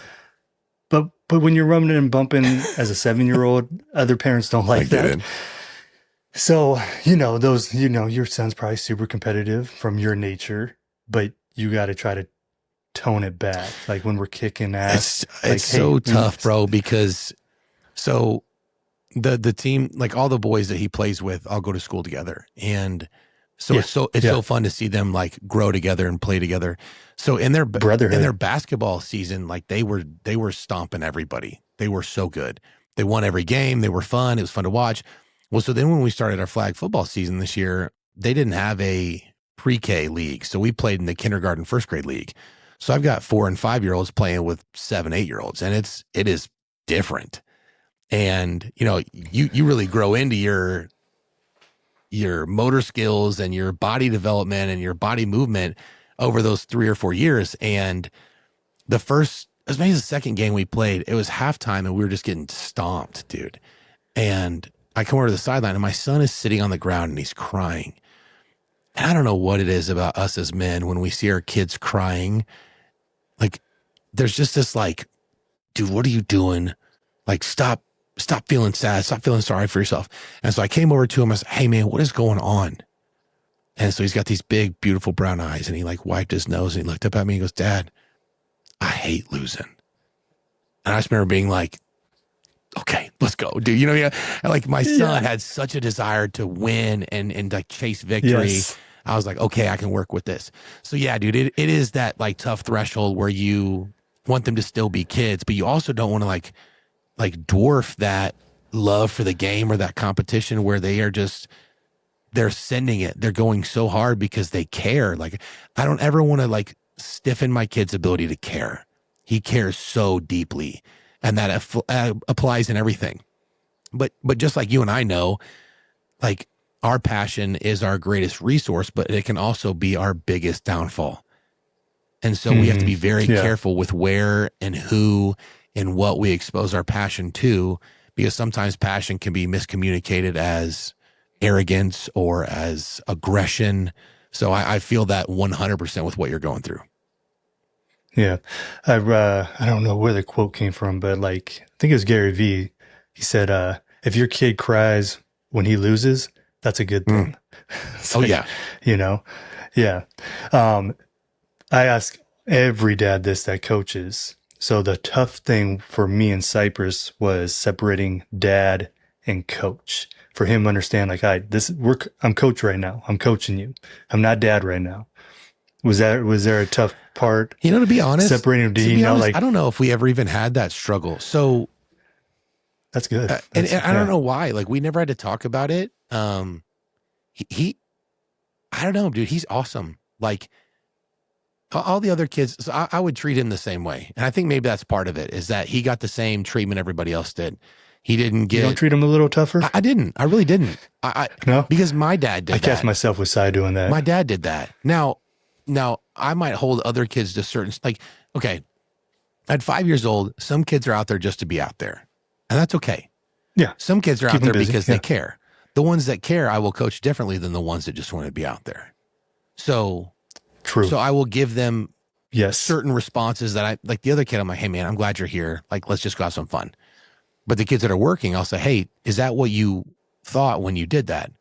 What is your goal? Like, we'll talk through stuff like that. But like, if Cohen gets in trouble, he'll go sit on the wall. And it wrecks him to be in trouble. He does not want to be in trouble. He does not want to miss out. And so when I punish him the same way that I punish the other kids, I think he sees ultimately that there's no fair treatment. There's no extra aggressive treatment. But also, like, one of my videos on Instagram is while coaching on the floor, he would score a basket and he would run and jump into my arms and celebrate. And I don't know, I am his dad and his coach. So I just get to happen to be on the floor while watching him play. So I maybe we'd never had to separate it because I was both. I am his dad. Yeah. He does have something with me that the other kids don't. And I'm not going to pretend that we don't. But I will coach him the same way that I would coach any other kid. And that is with everything that I got, trying to make them the absolute best athlete they could be. Yeah. No, coaching it's fun. I love coaching kids, like just building their confidence. Each season we have something else that we focus on. That I tell the parents, like, hey, try to preach this at the dinner table was what we're working on this year. And the parents love that. And I've had the same team. Our league was first and second graders. We had an all first grade team, and we just annihilated teams to where I told the club, I'm like, hey, next year it's not going to be fun for us, because this year I had to tell them, 10 passes before you shoot, just because you can see when other parents are getting mad on the other sideline, and teaching the kids, you don't got to celebrate every time, sportsmanship. So we're thinking of taking our team of second graders and them giving us some third graders just so they can lose. Because I have an assistant coach too. I'm like, yo, they don't know how to lose because we're so good. Because we just teach skills. That's what coaches come up. They're like, what do you guys do? Like, they know how to score a goal. They don't know. I grew up playing soccer too. My mom played collegiate. They know how to score a goal. Teach them the base dribbling, rolling back, the skills. And then they do that in the game. And and flag football is hard because in basketball, you can kind of survive. Like, go down there and shoot, go down here and shoot. That's it. In flag football, it's like you have to start at a certain time. You have penalties. You have a first down you have to get to. You got, like, it was very, like, there was so much learning going on. And so these boys did so good, bro. And they got the hang of it, and they got so much better, and they started really playing like well as a unit. And like our parents are a big testament to our success too. Like, I have a really awesome group of parents. Seriously, super dude, key. I'm telling you, like, number one, supportive of me, which I they let you coach. Yes, bro. And I appreciate that tremendously and I hope they know how much I love their kids. Like, I really do love them. And so when they give me the freedom to coach and they support me, and even if they do have questions, it's never phrased in an accusatory way. It's like, hey, why do we do this? Or like, help me understand this. And I'm like, absolutely. Like, here's where we're at. And so I'm super thankful that we have a core group of parents that are supportive, that show up, that participate, that are team minded. I don't think I've had a single time yet where anybody was complaining about playing time. They've all just been very supportive of what we've been doing. And that's made a huge impact. But what you'll also see in coaching is other parenting styles and how it affects each athlete. Because you'll see the one kid who's hyper obsessed with his mom's opinion. And you'll be talking to this kid and you'll watch his eye contact drift over to make sure his mom or his dad was watching. And then you'll watch this other kid who's very stoic and very calm, and his parents aren't watching at all. And so you start seeing all these different dynamics represented. And I'll tell you, and like, this is a true testament of like coaching of the teams I've coached. The parents who are there and actively participating in their kids' performance, good or bad, their kids are significantly better than the kids who are just out there. So number one, caring is crucial for your kids' development, because they know that you're there to watch them, not just dropping them off for something to occupy your time. And number two, the parents that spend time with their kids working on their craft outside of practice and games, those kids get better faster too, because it's constantly being impressed on them. Even if you don't know anything about football, hey, me and my son were in the backyard. We've been throwing the football together. He's been working on catching. So when he comes to practice, he wants to show me what him and his dad have worked on. And so he's taking pride in what he's done, that his dad has invested in him outside of practice. It's like those two key things have made such an impact on the development of our players. Yeah. No, absolutely. Yeah, parents are huge. Like, yeah, we're a very healthy family. We meal prep every Sunday. We buy half a cow. We don't buy Costco meat. We're very intentional with how we do things mentally, physically, and Si's the same way. Like he doesn't like fast food, sweets. He eats all of his vegetables, and parents are always like, "How does Si eat vegetables?" or "How does Si do this?" And we just say we do Yeah. it. He's seeing what Yes. we do, Yes. and he's following Yes. us. So, and sometimes I just got to tell the parents, if you want your kid to change, you got to change. And then you got to rip the Band-Aid because you've developed Yeah. this. That's great advice. And you developed a standard that you don't like yourself. And now you're recognizing it because you're seeing your kid. Yeah, dude. That's so it. hard too, because it's so exposing in your own life where you're like, why is my kid acting like such a jerk? And you're like, oh shoot. Like they learned how to be a jerk from somebody. Like if like you ever been in traffic and said something to somebody like that was driving and hear your kid repeat it and be like, that's what I sound like? That's horrible, Yeah. dude. I gotta shut up when I drive. Yeah. Oh man, yes, for real. Your son didn't think you had a job? Dude, I don't think he still thinks I have a job. I told somebody that this morning for breakfast. So in real estate, you could go a day or two without doing anything. You've got deals in the pipeline or you're waiting on stuff or trying to get pre-approval and financing. But then when we go show houses, I'd take him with me. And so we'd go on a trip and we'd meet new people and we'd open a house and walk around and show them all the cool things. And so, one day I was like, hey, what does your dad do for a living? Like, what does your dad do for work? And he's like, you don't have a job. You play with me. And I remember being so defeated hearing that, being like, dude, I work freaking hard, bro. I work so hard. But also realizing that what I did for work included him and he got to be a part of it and enjoy it. And that was such a privilege for me. You know what I mean? Yeah. He knew that. He got to have fun and didn't even think I was working, didn't think we were on the job site because we were just spending time together. So now it's kind of a fun thing. Yeah. No, when I was single with Cypress when he was 2, and it was just me and him, the darkest times of my life, but it was just me and him.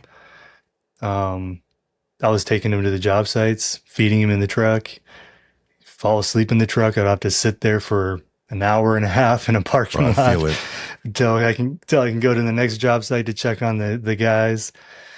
But it was just so fun. I mean, it was, like I said, the darkest times, but there was just so much bonding time taking him to work with me. Because I don't think it's kind of hard to think about because he was there for me when we're going through a tough time, but it was also like 6 months to where his mom didn't get to see him at all. And so sometimes I think about what she was going through mentally because I made the decision to, have that happen. So yeah, like you were saying, a lot of things just constantly weigh on your heart and they'll never go away. Nope. And then someday I'm going to have that talk with him, about, the decision I made, which, I'm not sure if I talked to you about that, but the day I made the decision, and the first night that it was just me and him, I started writing, it's called Dear Cypress. And it's just kind of like the day-to-day memoir of me and him together. And now it's like weekly, and now it's kind of simmering down to each month, what happened this month. Yeah.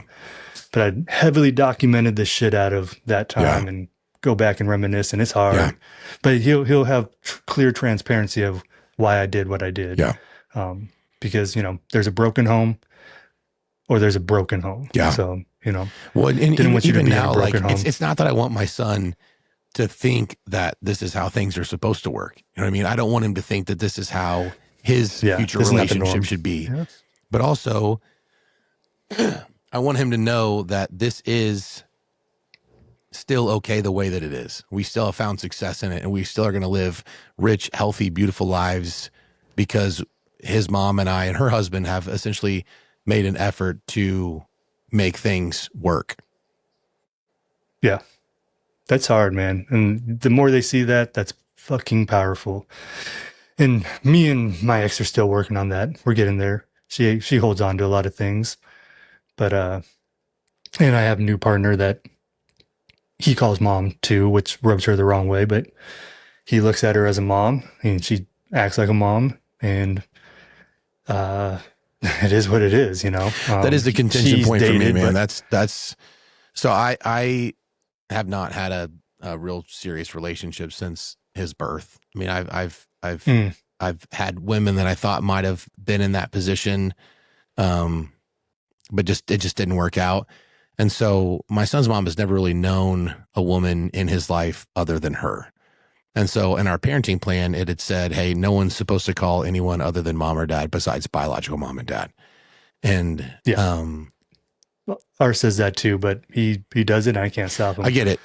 So. And so that has been something that has come up recently, and it was a contention point. And I, again, I want to be very honoring about how I speak about this, because really at the end of the day, what I care about the most is my son's success, not either one of ours comfort or pride or any of that other stuff.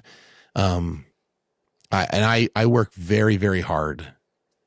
Not like it's hard too, but I try to be very intentional about how I speak about her husband as well. I am appreciative of what he's done. I am appreciative of the way that he loves my son's mom, the way that he loves my son, the way that he shows that in that life. But I am his dad, and I take a lot of pride in that role. And so he is a stepdad, and he has done amazing things for my kid, and I'm forever grateful for it. But my son never needed that. And I think him and I had a pretty cool conversation one day where he asked a couple of questions about, hey, where did mom and you break up at, or like what happened, or who is he to me? And so and again, in certain situations where one parent is absent, it makes more sense, and I understand. But it was something that I take a lot of pride in. I love being his dad, and I didn't choose 50-50. You know what I mean? Like, so I shouldn't have to share that title at all. And so that's something that I've had to work through too, because, at 10 years old, when he comes back and says, hey, I think I want to call him that may be something I just have to be okay with. I think now at 5, I think there may be some hopes that he would call him that from the other side, just for cohesiveness. Yeah. And at that age, they're planting. It's planting. I gotta be careful. I don't want to say that. I don't want to speak to that, but I do. Oh yeah, no, I say that. I'm just saying that. But again, I think, he's got a little sister on that side who calls him that, who calls him dad. And so, yeah, I'm sure there's like some solidarity you want to feel, and, not calling him this when your little sister calls him that. And again, it's a product of a broken home. It's just another consequence of something that stinks that we shouldn't have had to experience. Yeah, that we're going to experience. Being a stepdad, I came into Zeta's life when she was 8, and she never called me dad. And when she got older, we had to talk, me and her, and I go, look, Zeta, I'm never here to replace your dad. I'm here to be a good male role model. So whatever you need, I'm here. And so, long story real short, never really got to know her dad until the divorce, because she put a DVPO on me to not see her daughter, but her daughter had a DVPO on her to not see her anymore that her dad put. So when my DVPO got dropped, because it was all retaliation, I contacted her dad and go, yo, we have these 2 kids. I want to keep them together. How do you feel? And he hit me back. He's like, let's meet at the park. Met that day. Fuck, we're like best friends since then. That's cool, bro. That's so cool. And Zeta's still heavily in my life. She comes over all the time, has a bedroom here. 19, University of Hawaii. Zeller money every other week just to help her out with college. I bought her first car. Hit her dad up like, hey, would it rub you the wrong way if I bought her first car? He goes, no, you're going to save me money. I'm like, that's so cool. Right. Like, I want to take a moment and give you your flowers for that, because what could be such a friction moment and friction relationship, like two men who are just like publicly loving their kids for their kids' benefit is awesome. Dude, like I just want you to know I applaud it, man. I'm proud of that. I appreciate that. When we went to Greece for 2 weeks, the longest I've ever been away from Cy, his sister stayed here to watch him. But when she had to work, she left him with her dad. That's crazy, bro. And he would take him around and take him to like his parents' house. Wow. And I was just thinking like, this is your ex also kid. Yeah. And his wife's cool with it too. And yeah, we just said, you know, we got to put everything aside. Like, and we have dinner twice a month. We value the time. We don't got to bring the kids because we save probably $150. You know, because she always brings her boyfriend too, which we have to pay for. But no, we plan on having our podcast soon. It's going to be very, like I said, it's very dark. Oh yeah. Like both of us, what we had to go through. With mental health. A lot of things. That's cool, man. That's so cool. But yeah, as far as, you know, I don't know, but I know, you know, I haven't had another man in Cypress's life yet. She's dated 2 guys, come and go.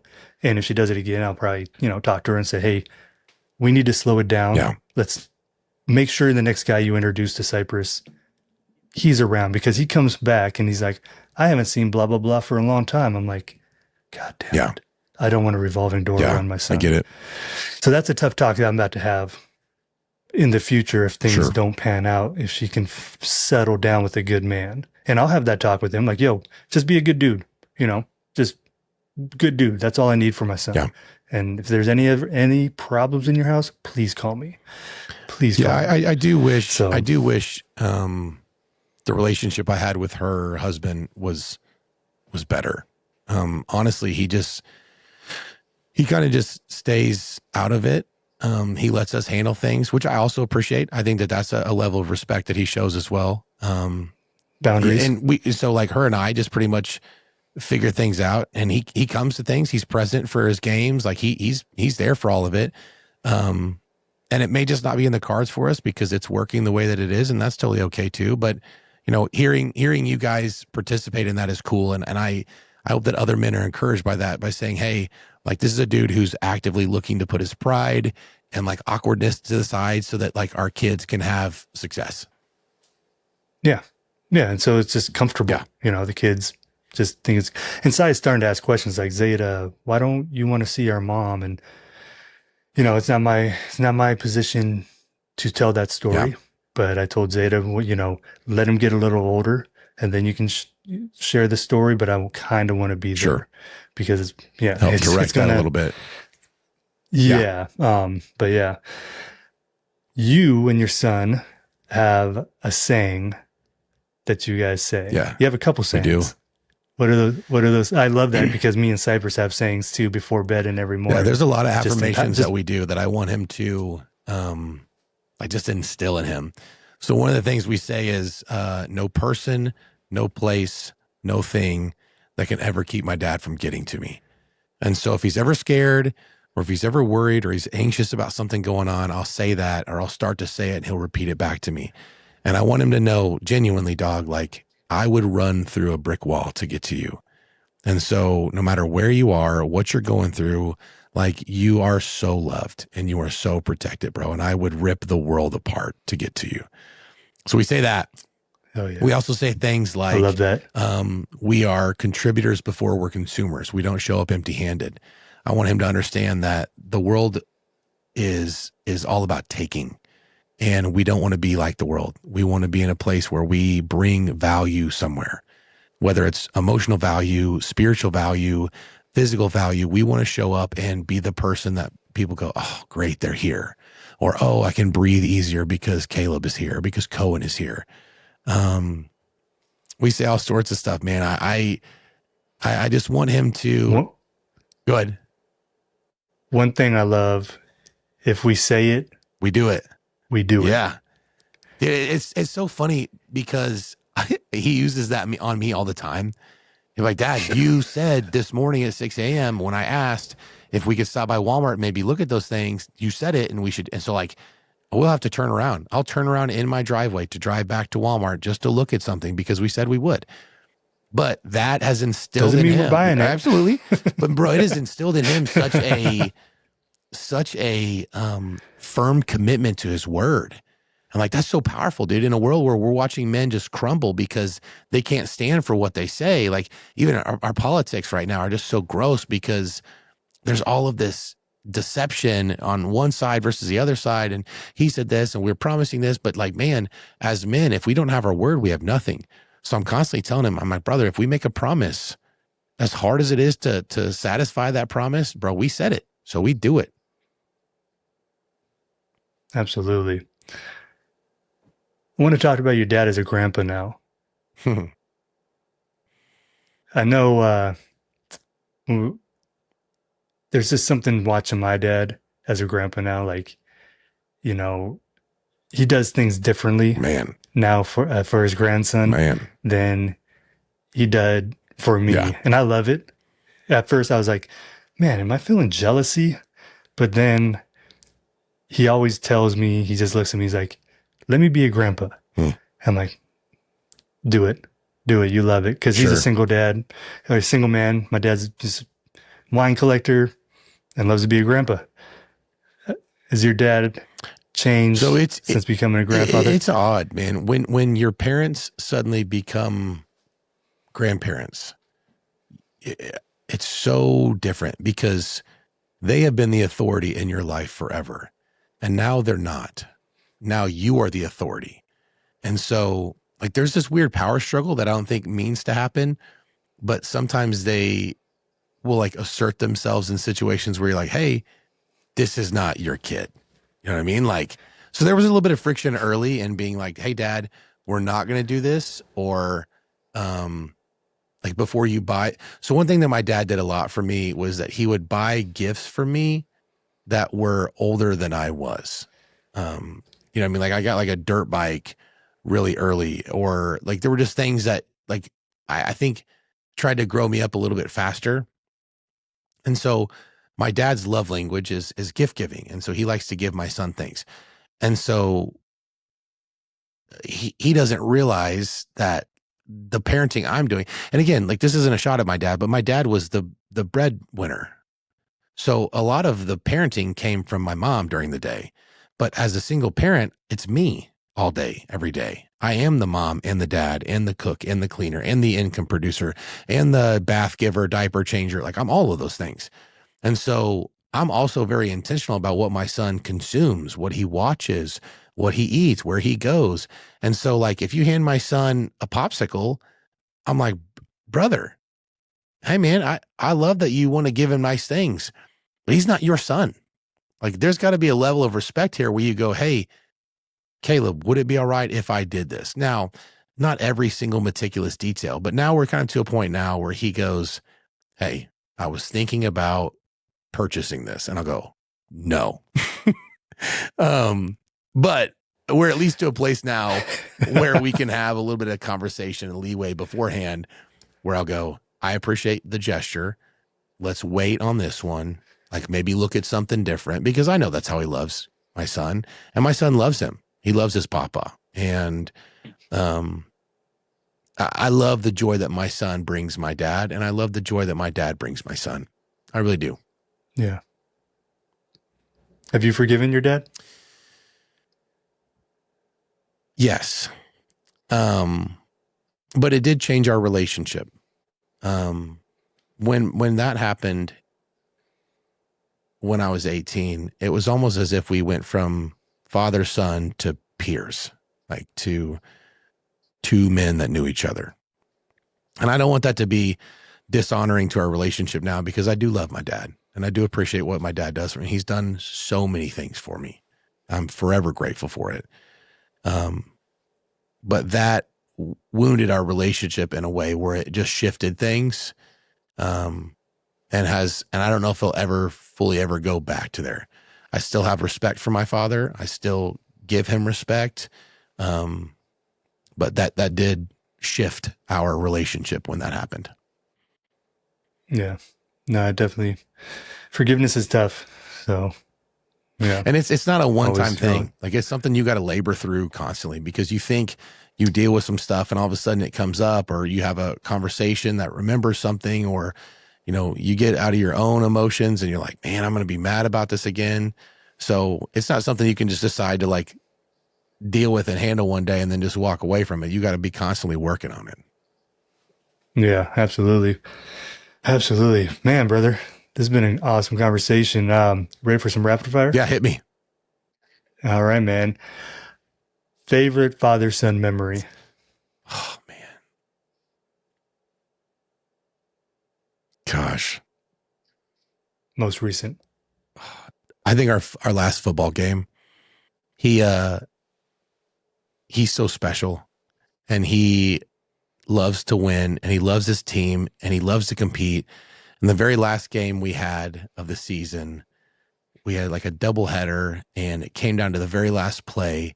And we ran this Statue of Liberty with 5-year-olds that somehow ended up having my son run like a 50-yard touchdown score to tie and then threw a game-winning pass to win it. And I just was so proud of my dog. And he celebrated with his team. And it was just like, dude, like as a dad, seeing your boy ball out was like the greatest thing ever. I love how you call your son my dog. Oh, he is, bro. This is my best friend, man. Oh yeah, no, for real. People that I've seen posts, dad say your son, your son's not your best friend. I'm like, damn, yes he Yeah. is.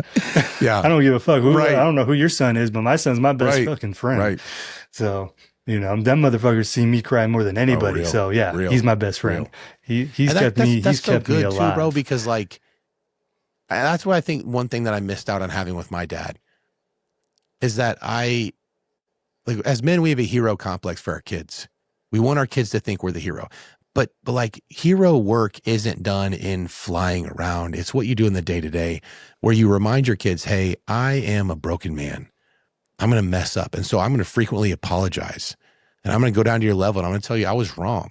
I'm going to tell you that's not the way we're supposed to respond to certain things. And like, that's where our kids heal. That's where they get a chance to like really experience authentic fatherhood. It's not in us pretending that, we're perfect and we're never going to mess up, because inevitably when we do, all we've done is set them up for failure. Yeah. And what you just said, get on their level. Every time I apologize, I'm on my knee. And every time I'm coaching to the kids in the circle, I'm on my knee. You got to be eye level with these kids. They shouldn't be looking up at you. You need to get on your knee and talk to them at their level. Dude, and so kids sports is so cool, dude. There's a video on my Instagram of like they mic'd me up for a game. And so my son gets his flag pulled. I told him to run one way. He ran the opposite. And I was like, hey man, why are we running that way? And it's like, I can hear his voice kind of whimper. And so I squat down to my knees and, hey, what's going on? And so I take his mouthpiece out and he's beginning to cry. And like, we forget how much raw emotion these kids have and how little time they've had to learn to regulate it, how little time they've had to make sense of life, how much they want to perform for us to like make us proud. And there's so much pressure on them. And I just remember being in that moment like, hey, brother, take a deep breath. We're okay. It's not that big a deal. You're killing it. Get back out there. Keep killing it. And I put the mouthpiece back in and he went. But man, like the weight that these kids carry, like we gotta be unburdening our kids. We gotta be taking things off instead of putting things on. Yeah, no more trauma dumping. Mm-mm. Parents trauma dump way too much. Yes. What's something Cohen says that melts you? He's learned recently to be very appreciative and grateful. And we had this party Saturday night at my house, and I had rented these 2 water slides and bounce houses. And all of our friends were coming over. I was cooking burgers. He was running around. He had his shirt off and he was just living his best life. And there were kids everywhere. It was just like the most beautiful sight. And he came up to me and he hugged me. He was like, hey, Dad, I love all of this. Thank you for all of this. And I was like, dude, I will give you you understand? I will lasso the moon right now, bro.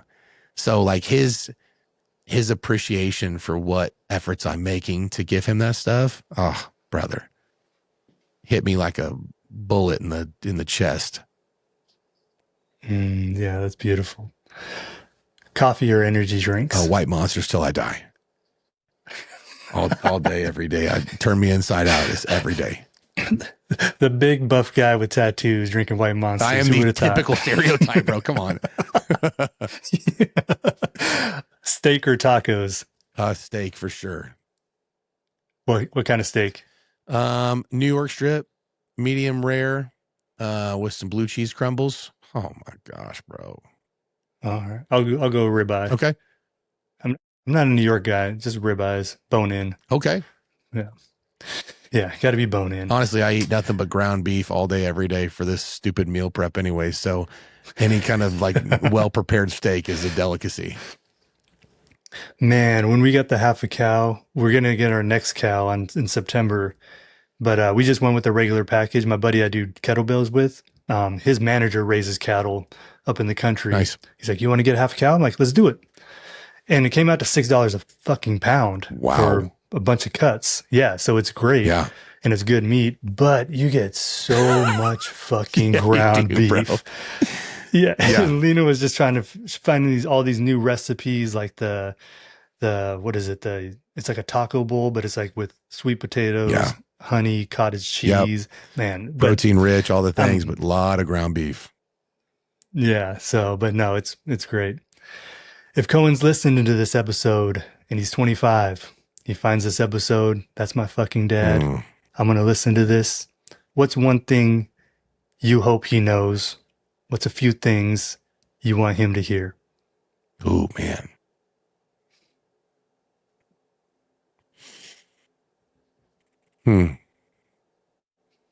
Number one, that I loved you with everything that I had. And that the sacrifices I made were a privilege. The things I said no to were easy. Getting up and going to work was something I looked forward to so that I could provide for you. If you're 25 and you're watching this, I pray that you know Jesus as your Savior. I've done a lot of things in my life, but the greatest thing I ever did was having a relationship with the God of the universe. And I truly believe that at 35 years old, that's the best advice I can give you as a man. And the last thing, I didn't miss a second.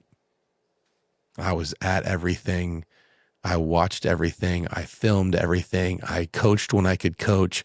I cheered when I could cheer. And I never, ever gave up a chance to miss any of it. Oh, yeah. Oh, yeah. What's one thing your younger self needed to hear?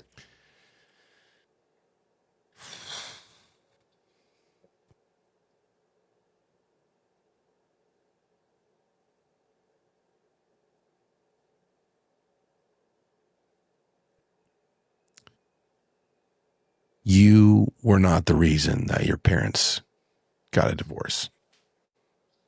That happened long before you ever even thought about it being your fault. Absolutely. Yeah, release that, brother. Really release that. Yeah. Finish this sentence. A dope dad is willing. I tell guys all the time, the greatest thing you bring to fatherhood is willingness, because you are probably going to be ill-equipped. You're probably going to mess up. There's probably going to be circumstances and situations you didn't prepare for, but a willing heart will figure out all of those things. Whatever it takes, however long it takes, whatever it costs, a willing heart will figure out fatherhood. Love that. Have not got that answer, and I love that. Tell me about founder of ManDays. ManDays is a men's outreach program that drives on two core factors: community and accountability. Men will do better when they are shown better. A lot of men came from circumstances and situations that shaped their worldview, shaped their conflict resolution, shaped their idea of money, of relationships. And until someone comes along and shows them a better way to do it, that's how they will operate. So the idea behind ManDays is that we curate this room where men could come from all different walks of life, all different income thresholds, physical differences, black, white, tall, short, you name it, and sit in a room and have dinner together to realize that their problems were not as unique as they thought they were, that every man in that room wanted to be a better dad, wanted to be a better husband, wanted to make more money, wanted to be more present for the people in his life. And so we have guest speakers come in that equip them with different resources and information, financial literacy, business and technology, family law, how to navigate custody in the court situations, fitness and nutrition, how to be the best version of your physical wellness. ManDays is the hope that I take the men that live in my community and I send them home to be more emotionally regulated, more educated, and more willing to be encouraged to take a significant role in their lives as men. Hell yeah. I love that. Just in your community right now, plan to expand? Yeah, we've got guys driving a couple hours for all of our events. And so I know we're making impacts in other parts of Missouri right now, but we're getting to a place where we're trying to develop it, not necessarily as a franchise, but with an operations manual that if a guy said, hey, I want to launch this group in Kansas City or in St. Louis, like, can you send me kind of your outline guidebook that could create other chapters like this in other cities? Nice. Well, man, Caleb, I celebrate your honesty today because I think a lot of men are carrying things that you discussed, from childhood wounds to court, to divorce. And I think you sharing your story is going to help out, some men that listen to this. And I appreciate you sharing your story today, man. It's cool, bro. I'm proud of what you're doing. Yeah. You're providing a platform for men to like hear what other men are maybe afraid to talk about. And so like, may our vulnerability publicly help someone heal privately. Absolutely. Well, shit. We'll do this again, man. Yeah, man. I appreciate you, brother. This is the first, because once your son gets a little older, we need updates. Yeah, for sure, man. We'll stay in touch for sure. All right, brother. Cool. Appreciate you, man. Thank you for listening to That Dope Dad. Please like, subscribe, and join the conversation on our socials at ThatDopeDad_podcast on Instagram, or email Michael directly at contact@thatdopedad.com.